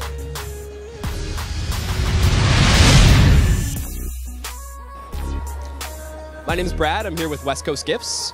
We have a wide variety of glass lines as far as red eye glass, Gear Premium, Cheech and Chong. Lots of fun different colors to set us aside from the competition. Our red eye tech line here, lots of fun percolation, different colors and designs. We're always trying to step up our game with new flashy colors. Our Gear Premium line's really nice for someone looking for that really high-functioning technical piece. We have lots of really nice recyclers or fab eggs.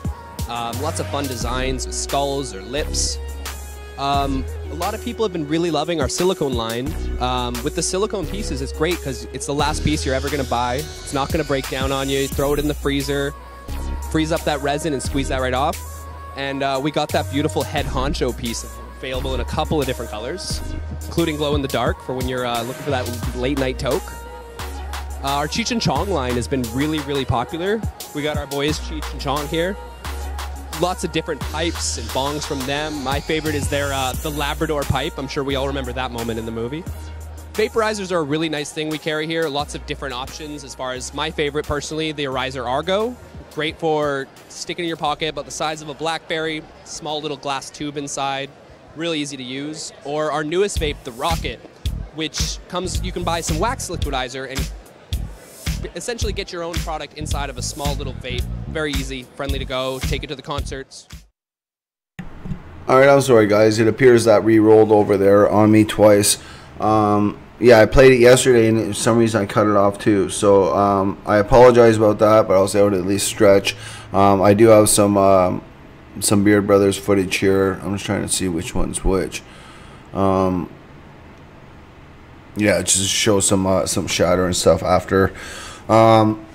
Thanks for watching the show this morning, Rich. Again, 2 hours is a long show, guys. A lot of people don't have 2 hours to sit around watching a show. Hey, Danny boy, come on out west, man. Let's do this. Come out west and let's go fishing. The sturgeon fishing is actually fun. Paulie can tell you, we had a big bitch on and it pulled my rod right over, bam. But it is what it is. Let's get out and do that because it's all about quality of life. It's getting warmer, and they are dinosaurs and some of the biggest fish in the rivers in the world. So we got to catch one. I feel like a little boy saying, "Yeah, we got to catch one, man. We got to go get it, whatever it takes. We got to get it. Got to get it. Got to get it while the getting's good."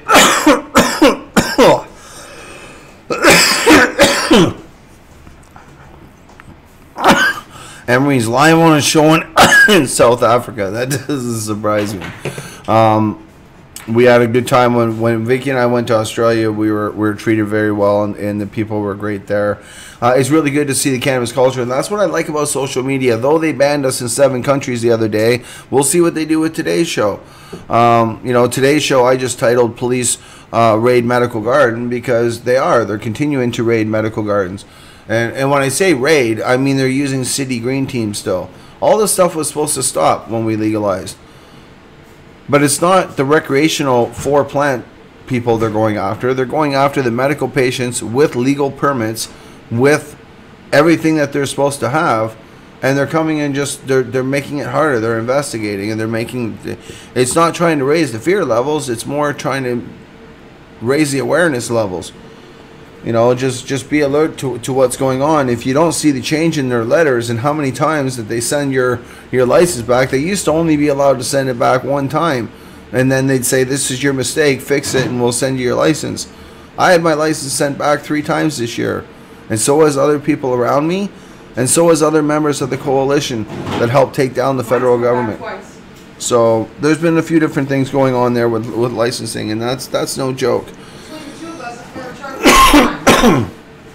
So I am going to do a giveaway. I thought of a couple ways to do it. I know the question, so I am going to give away one of these 30 ml tincture bottles, and yeah, whoever the winner is, you're just going to have to send your email to cannabistocanada@gmail.com and give me the address you would like to have it mailed to. 3 a.m. starts. So I can ask the company to get that mailed out to you in a timely manner.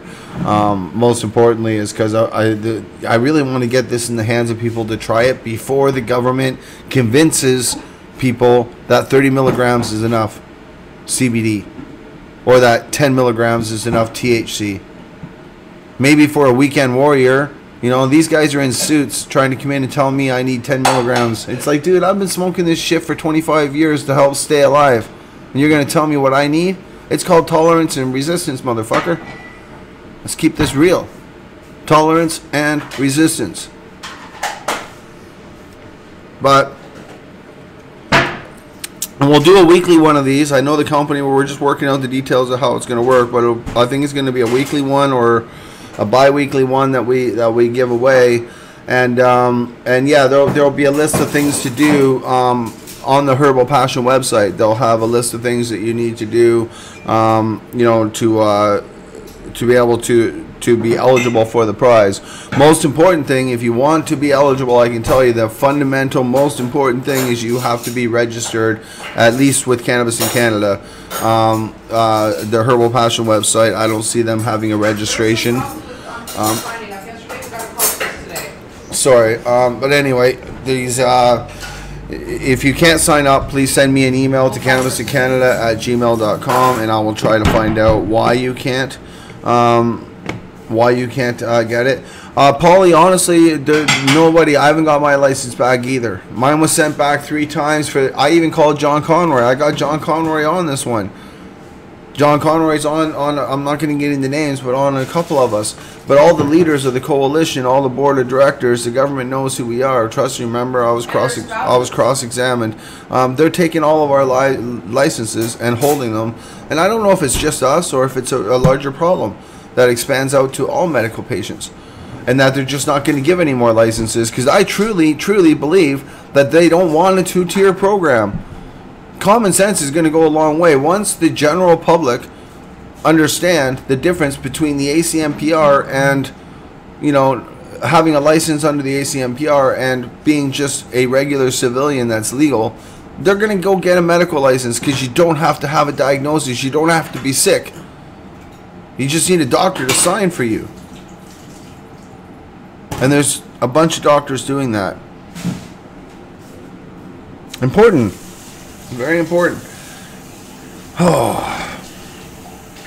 Yeah, there you go. Joey Perfew, you got that. They demanded utility bills and photos. Now remember, they didn't demand it. I read the same letter. I got the same letter. They didn't demand it. What that is now remember, language is powerful in law, right? So what that is a suggestion letter. It says, you know, now I checked into this suggestion letter with John Conroy, and it is in the Cannabis Act. If you actually go into the subsections, there's a section where they're reasonably allowed to ask for. They're reasonably allowed to ask for pictures, but reasonably being able to ask for something is not being able to force it on you. So they're not able to just tell you, you have to provide pictures. And what we're talking about, they want pictures of the divider wall to make sure it's an individual unit, or they want the pictures of the front of the place to prove that it really is the place. Here's my problem.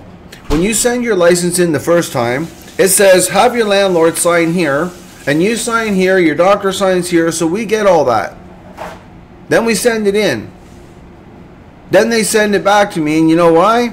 Because some reason, I guess my landlord's signature is not good enough, because I guess he's a liar and a fraud and a phony. So they want proof. So we send them back property taxes in the landlord's name, matching the signature and the name on the fucking application. Property taxes. The fucking guy's property taxes. Like, does he own it? Okay. They send it back again. Well, is it its own unit? Is it not its own unit? And that's where the pictures come in. The divider wall and proving that there's a unit number on the front that separates your unit from other units, especially in warehouses and in situations like that. In my own opinion, they're targeting the larger growers first, and they're going to work their way down. And that's just the reality. That's what I believe that's going on, and I believe that it's not going to change anytime soon. People will think that it is. Are severely mistaken. Because I don't know how much further they can get around. I want people to stop and think about this part, because I have to ask myself this every day. I put a federal restraining order on the government. It's fully funded. It's fully paid for. They put in the ACMPR. It's in the Cannabis Act. So they've done their due diligence. And they could put it in front of the judge and say, Your Honor, we think the ACMPR meets the constitutional validity of Allard, and therefore we want to legalize this. We want to...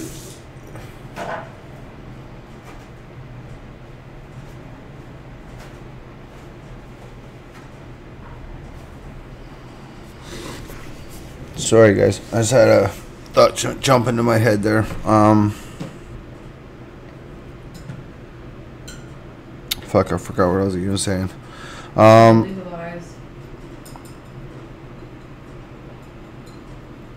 Shit. Alright, anyway, I better jump off now. It's been, are we getting close to this 2-hour mark here? We got another 8 minutes, and then I might be able to jump off here. I can only, you know, when it's silent, it's very easy to do a show. When you got a bunch of fucking racket in the background, it's very hard to do a show. Because you get distracted easy, people like me. Get distracted. So that's my biggest problem. And even when my phone went earlier, you guys seen that I got distracted. I had to actually turn off the thing so it wouldn't go ring every time. And you do your best, but it's hard because I was in the middle of trying to explain something, and now I forgot where I was at. But either way, don't provide, I mean, utility bills, you're right, that's what I provided, but take the bottom and just cut it off, the bottom of your hydro bill. Or if you trust, I don't trust their technology. I think they can read through markers now. So I think for confidential reasons and for privacy reasons and to prevent any potential investigation into your person, I highly suggest everybody not turn over hydro bills and simply black them out or cut them off and show just that there's an address and that it was sent to you. Now, the problem that it is that Health Canada knows this. This is why I call barriers to access. Health Canada knows that you cannot really do anything about this present situation. Okay, utility bill. You can't really do anything about printing a utility bill. In this modern day, I don't know how many of y'all out there still get paper bills, but I don't. I pay everything through my computer. My bills come through my computer. So hydro comes through the computer. So now you're talking about having emails, private emails, personal email addresses, stuff that investigators love to get their hands on.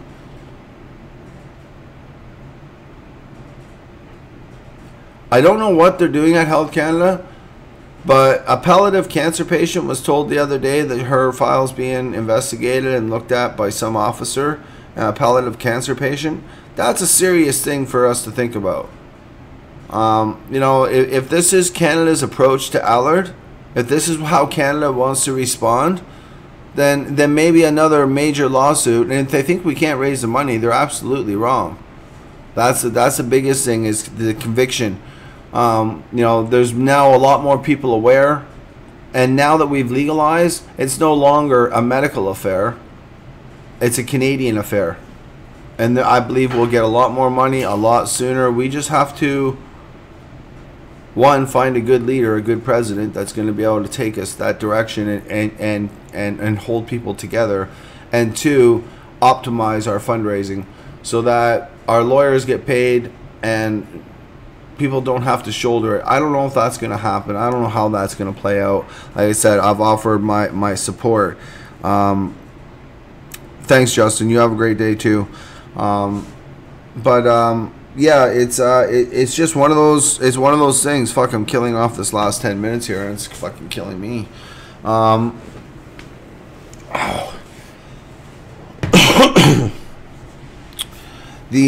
guess just in closing, I will. I'm gonna actually close out probably with that drone video again. 420 is just around the corner. For the giveaway, how can we do this? Because I got 2 chats. This is what's gonna make it hard. And then one chat is faster than the other chat. It doesn't matter because the answer is still the same. All right. Jason Steele's not playing, is he? He should be evicted from playing. But let's do the standard now. People who watch my show who know, they might already know what the answer is. So anyway, shit, I don't know whether I should start this now or not. Start giving these away now or not? Yeah, if you said you were going to. Well, I didn't say it in the write-up or nothing. I just kind You said it in the show. I kind of mentioned on the show. I think you should. The governments are definitely dictators, but we took them down. And this is the thing, is that it depends on which country you're in, and it depends on how we fight together. And here in Canada, we need to fight together to push back against. It almost feels okay. I'll use this. Watch Braveheart. And just pretend that we're the Scottish and the Irish. And then you'll get an understanding of how this is. Only we're not using swords and fucking and killing people and knives. You know, we're actually using the law and politics to force a regulatory reform and a change in this country that will allow us to be happy with the growing laws that that the government puts in place. Because in my opinion right now, they increased criminal penalties, and they basically monopolized our country in a way that's almost a conspiracy-driven book. Maybe I should write more about that. Their backgrounder talked about what they wanted to do. So this is really a Reefer Madness 2.0. And I believe it ain't over. Like I said, next year they're going to amend the Cannabis Act of Canada again. Now, it's either going to be because John Conroy kicks her ass in the courtroom, you know, and Jack Lloyd, and they force this change that way. That'll change some things, but I mean, there's a lot to be changed in the Cannabis Act of Canada, and I'm not sure what else we can do to change it, aside from attack it where possible. If there's a political angle, attack it. If there's a legal angle, attack it. You know, like right now, what our lawyers have done, and be smart, they learned from Allard. Nobody ever done just one trust account and let everybody just donate to it. Nobody ever done that before. Now all the lawyers are doing it because it's optimized way of fundraising.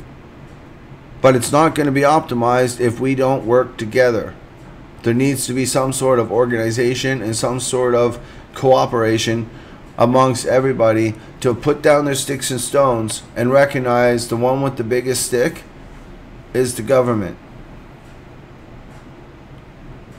and get out of self-preservation mode. Self-preservation mode kills us all, and self-preservation mode, I get it. You don't want to lose your money, and I understand that, and you don't want to lose your livelihood. I get that. But if you want to do something about it, waving a flag, bitching and complaining on Facebook, that's one way, like I do on my show here. That's one way we can do it. But there's also uniting and looking at what other ways can we push back? What other ways can we, like I say, get a grow tent and grow. Like, just put your beans down and grow. Make it so that cannabis is so freaking normal in this country that a person walking by with a joint is just another person walking by, like it used to be with a cigarette in the 80s. Keeping it real, that's what I want to see. You know, that's what it was like in the 80s, quite literally. But anyway, guys, I love you all. I hope you have a freaking wonderful whatever day it is today. Let me. What day is it today? Thursday. Okay, I hope everybody has a wonderful Thursday. Here's a bit of a throwback Thursday, and we'll throw it back to just closing out with some drone footage. Thanks again to Young Nolo. Shout out to our sponsors: Beard Brothers Concentrate, Green Planet Nutrients, Geopots, Gorilla Grow Tents, Pacific Northwest Garden Supply, T&B Naturals, Herbal Passion, Vicky Dabs, my family, my friends, I love you. And to every cannabis smoker out there that's still fighting for the cause, and if you're a movement, part of the movement, part of the underground, I love you too. Let's do this together. Let's make change, and let's see what Canada can and can't sustain under the Charter of Rights and Freedoms. Because this is cannabis in all of its forms, and this is what the courts decided, not the politicians. On that note, this is Jason Wilcox, and I'm wishing everybody a wonderful day. Please enjoy this video. This is 420. Thanks again to Young Nolo for the music, and yeah, we'll see you guys on tomorrow's show. Smoking hot ever since 2 U.S. states legalized marijuana.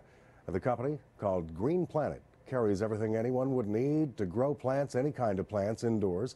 In Colorado, it is now legal to have 6 marijuana plants in a secure area.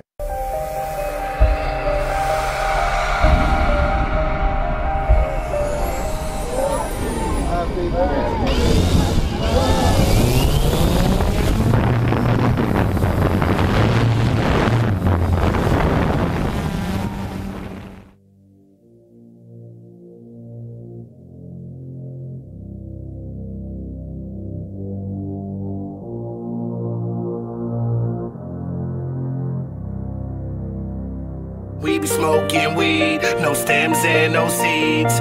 We about to smoke and I'll be lighting up that weed. We be smoking weed, no stems and no seeds. We about to smoke and I'll be lighting up that weed. Smoke weed like Bob Marley. Getting high and I like to party. Mary Jane stimulates the brain. She blow the smoke, take away the pain. My dream house in my greenhouse with a flat screen and a big couch. Half baked with a big bomb. Smoke it all till the weed's gone. Smell good, my weed strong. My money stack and my weed's long. Smoking Keisha, Wiz Khalifa, Snoop Dogg. When I'm around the reef, it's beautiful. When I roll up, it's like fine art when I burn it up. Smoking loud, we gon' turn it up. Smoking loud, we gon' turn it up. We be smoking weed, no stems and no seeds. We about to smoke and I'll be lighting up that weed. We be smoking weed, no stems and no seeds. We about to smoke and I'll be lighting up that weed. Put your lighters up, let's spark one. Getting high, let's blaze up. It was a long day, we lighting weed, we smoking, we don't give a fuck. Roll up, no stress, smoke weed, no protest. 420, we live, I roll it up in my weed ride. Put your lighters up, let's spark one. Getting high, let's blaze up. It was a long day, we lighting weed, we smoking, we don't give a fuck. Roll up, no stress, smoke weed, no protest. 420, we live, I roll it up in my weed ride. Grinding all this weed, we gon' have to break this up. Mary Jane's my main bitch, won't you come get fucked up? Oh, you don't smoke no weed, well I can't say what's up. In memory, yo whack ass, when I light this up. Rolling it up when I'm blowing the weed, smelling the smoke and you know that it's me. Puffing on good and you know who it be. Smoke like a hippie, come fuck with a G. Light it up when I blaze one, light it up when I blaze one. We gon' smoke piff when that haze come. Smoke piff when that haze come. We be smoking weed, no stems and no seeds. We about to smoke and I'll be lighting up that weed. We be smoking weed, no stems and no seeds. We about to smoke and I'll be lighting up that weed. Put your lighters up, let's spark one. Getting high, let's blaze up. It was a long day, we lighting weed, we smoking, we don't give a fuck. Roll up, no stress, smoke weed, no protest. 420, we live, I roll it up in my weed ride. Put your lighters up, let's spark one. Getting high, let's blaze up. It was a long day, we lighting weed, we smoking, we don't give a fuck. Roll up, no stress, smoke weed, no protest. 420, we live, I roll it up in my weed ride. We be smoking weed, no stems and no seeds. We about to smoke and I'll be lighting up that weed. We be smoking weed, no stems and no seeds. We about to smoke and I'll be lighting up that weed.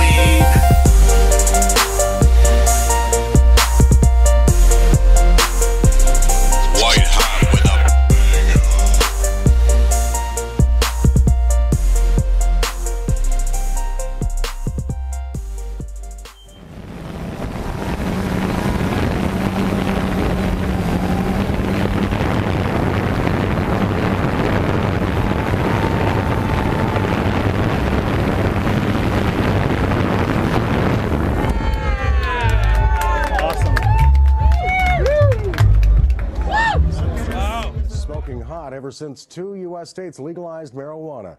The company, called Green Planet, carries everything anyone would need to grow plants, any kind of plants, indoors.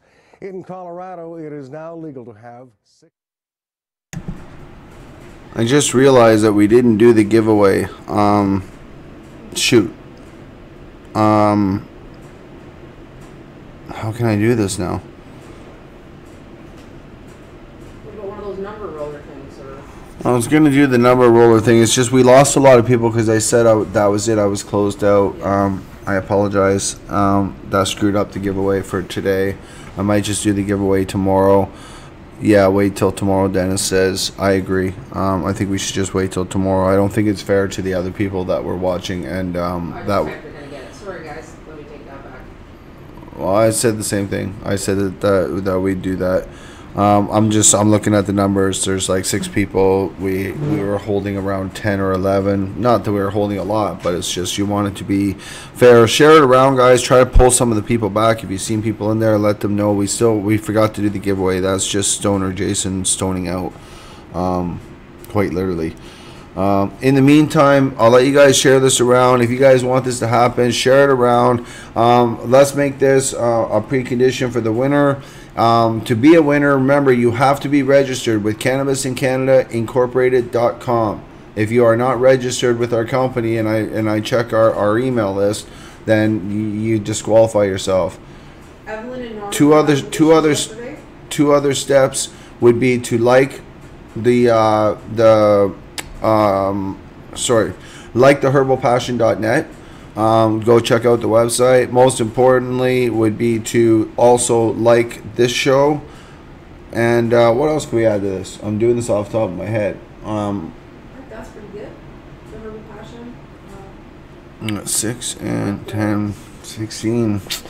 That's killer. That's too bad because I really wanted people to have a chance to be part of this.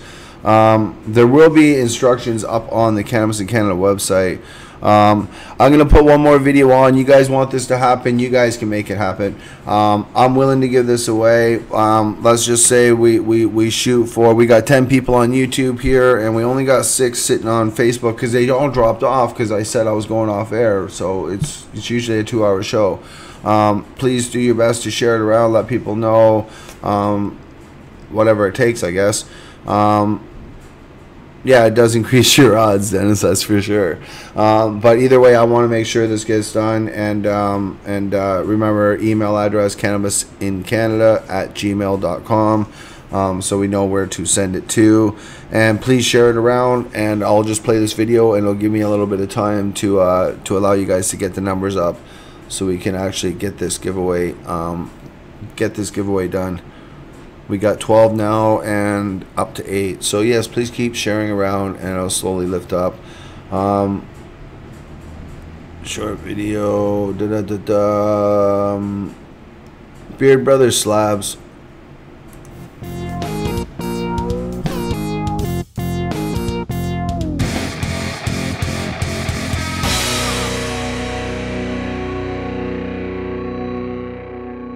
Welcome back. We're gonna get on talking about our extracts now. So, any of you that don't know us, we're the Beard Bros. We've been doing concentrates before we opened up the shop. So we've won lots of awards. Cups up there. Most of them are for concentrates.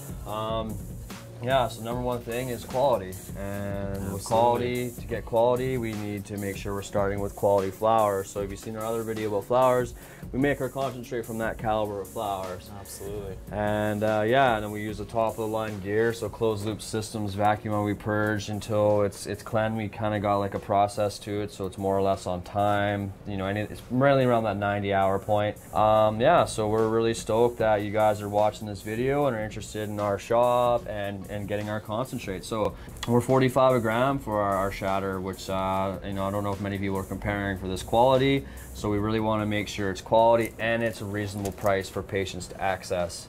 For this quality, can't go wrong with that. Yeah, right. So $45 a gram, $25 a half gram. Right now I have 16 flavors of shatter, amazing, distinct, different flavors of shatter, 6 flavors of wax, and 6 different live resins.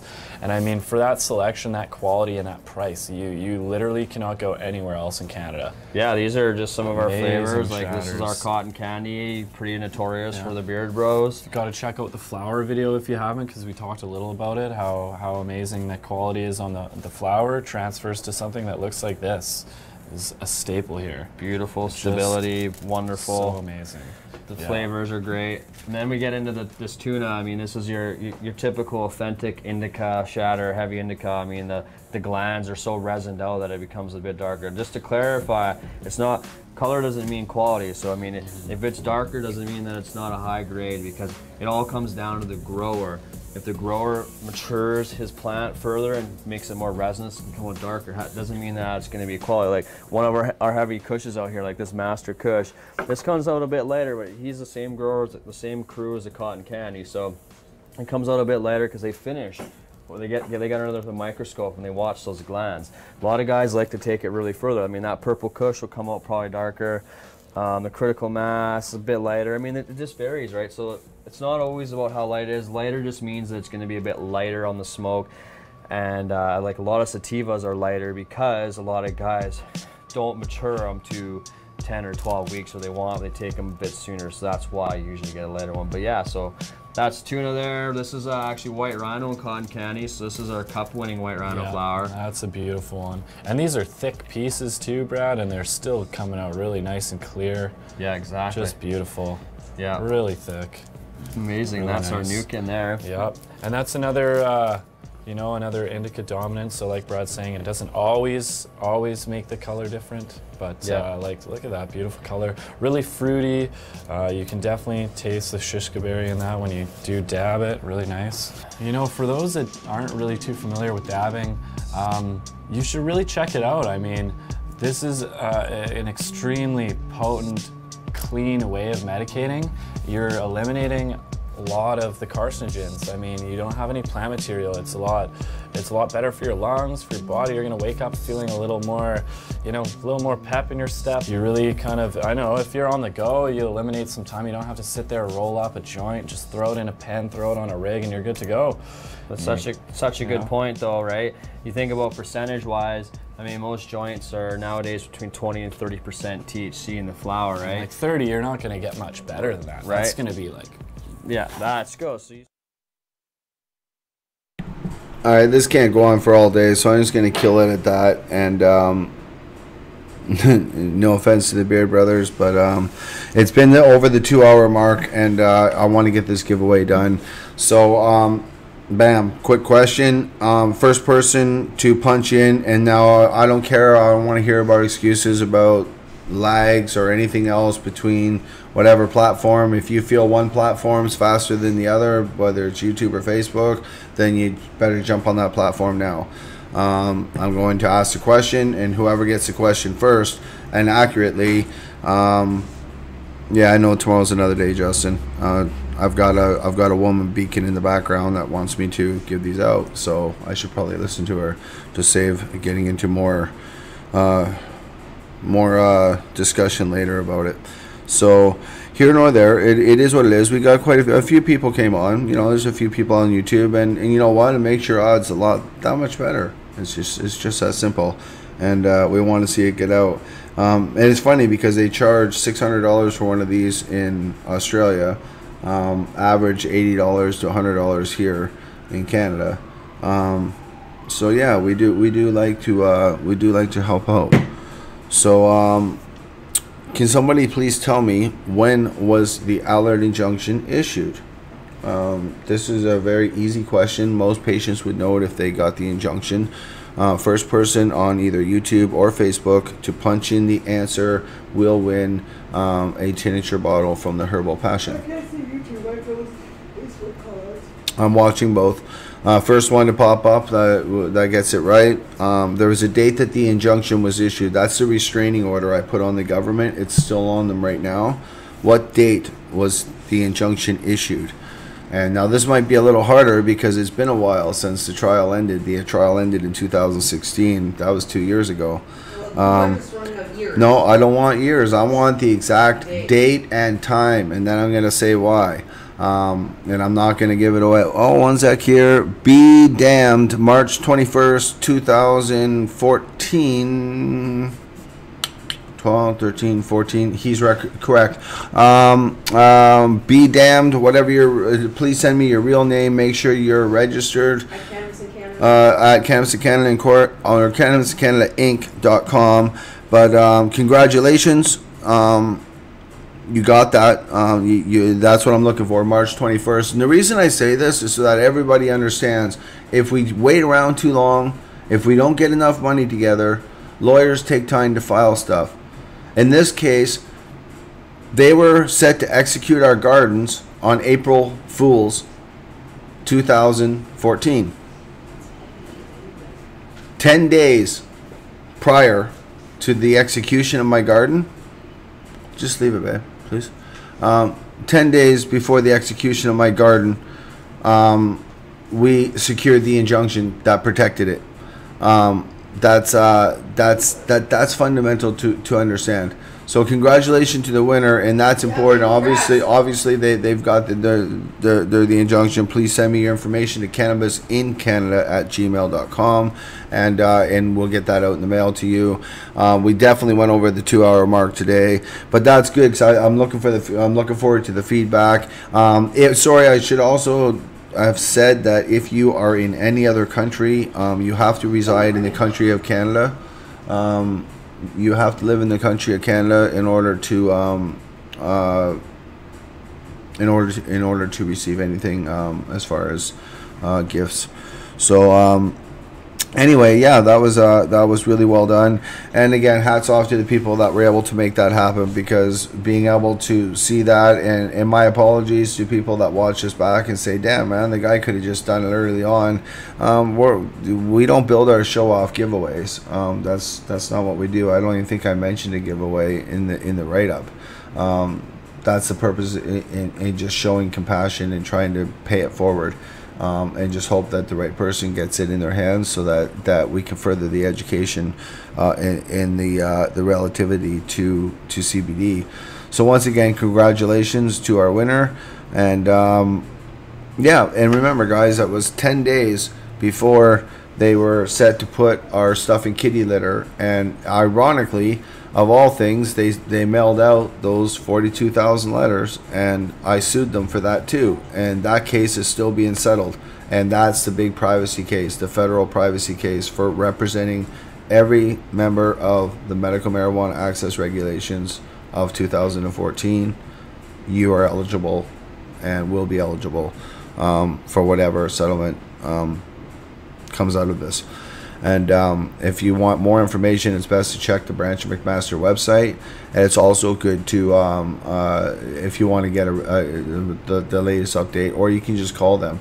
Because technically, if you were an MMAR patient, if you received that letter in the mail that said, put your stuff in kitty litter, you're going to be part of that lawsuit. And that lawsuit's been going now for about 5 years, so it's due to be settled. And that's a privacy lawsuit, so it's completely different than criminal law. I don't fully understand it yet. I'm still figuring it out as we go, because I've never studied privacy law. But the fact that 42,000 patients are going to be able to upgrade their grow rooms with a few $1,000, that's kind of cool. I think that's a good thing. And I think it also sets another precedence with the government that if you fart sideways, we'll get you and we'll go after you. But we can't do that anymore if we don't have unity, community, and then lawyers willing to stand with that community and fight legally. Because the only way to change things here seems to be legally. I would like to say politically, but I don't trust politicians as far as I can throw them. I see them as suits, and I don't trust them. They're like these business sharks coming into our country, stealing all our intellectual property and trying to tell us how legalization is going to be. I think they forget there's always a resistance in a free and democratic society. You don't even have to be 100% free and democratic. Look what happened in Egypt. They overthrew the government. These things happen. In this case, I'm not talking about overthrowing a government, but I'm saying there's so much provocation going on in this country. Instead of us dealing with the fentanyl crisis and people dying right now, on my streets out here and streets across our great nation, we should be saving those civilians and focusing our money and our attention on those, and not doing ads about how cannabis needs to be kept away from kids. And you know, it just seems we're backwards in our approach to the true killer in the room. It's like we're all pointing at this guy, but the killer's sitting right over here laughing. I don't know what else to say, but anyway, man, I love you guys, and I hope that you guys really get it together. Once again, be down to make sure you send your real name to me, please, whatever you've registered with. And we don't allow, with Cannabis in Canada, we don't allow false registries. So if you have a different name in there or something, that'll track back to your IP address. So don't do that either, because then we end up blocking people from the site. We do take the site quite serious because we want it to be the best and safest place for medical patients to be able to, one, go to the website, or when we do shows like this or we do anything, we want to make sure everything's on the up and up. And we look forward to the feedback. And if you're willing to do a testimony, feel free to write one and email it to cannabisincanada@gmail.com, and I can, or a video, and I can send that stuff over. It's a new company, so send that stuff over to that company, see how they're doing, and you know, and see if they want to use testimonials or anything up there, because there's just too many fraudsters out there trying to push Chinese CBD on people, and then the people with the real food grade CBD, pure 99% crystalline, aren't able to get it to patients, and patients are getting ripped off, and that's got to stop. So anyway, I've said more than enough. I'm losing my voice at this point, so I hope that everybody has literally a wonderful day, and you know, get out, start dancing, do whatever it is, do your dab dance, do whatever it is. But it's been the end of another good show. Thank you to everybody on YouTube that's watched and tuned in, and thanks for the continued support. Our numbers are rising. Please remember to hit the bell up the top or the like button, and remember, if you can, share if you care. It really helps me out to keep the show going. It empowers me to want to keep the show going, to come here and share my information with you, and also to learn from you, and as we learn from each other in the chat. On that note, this is Jason Wilcox signing out.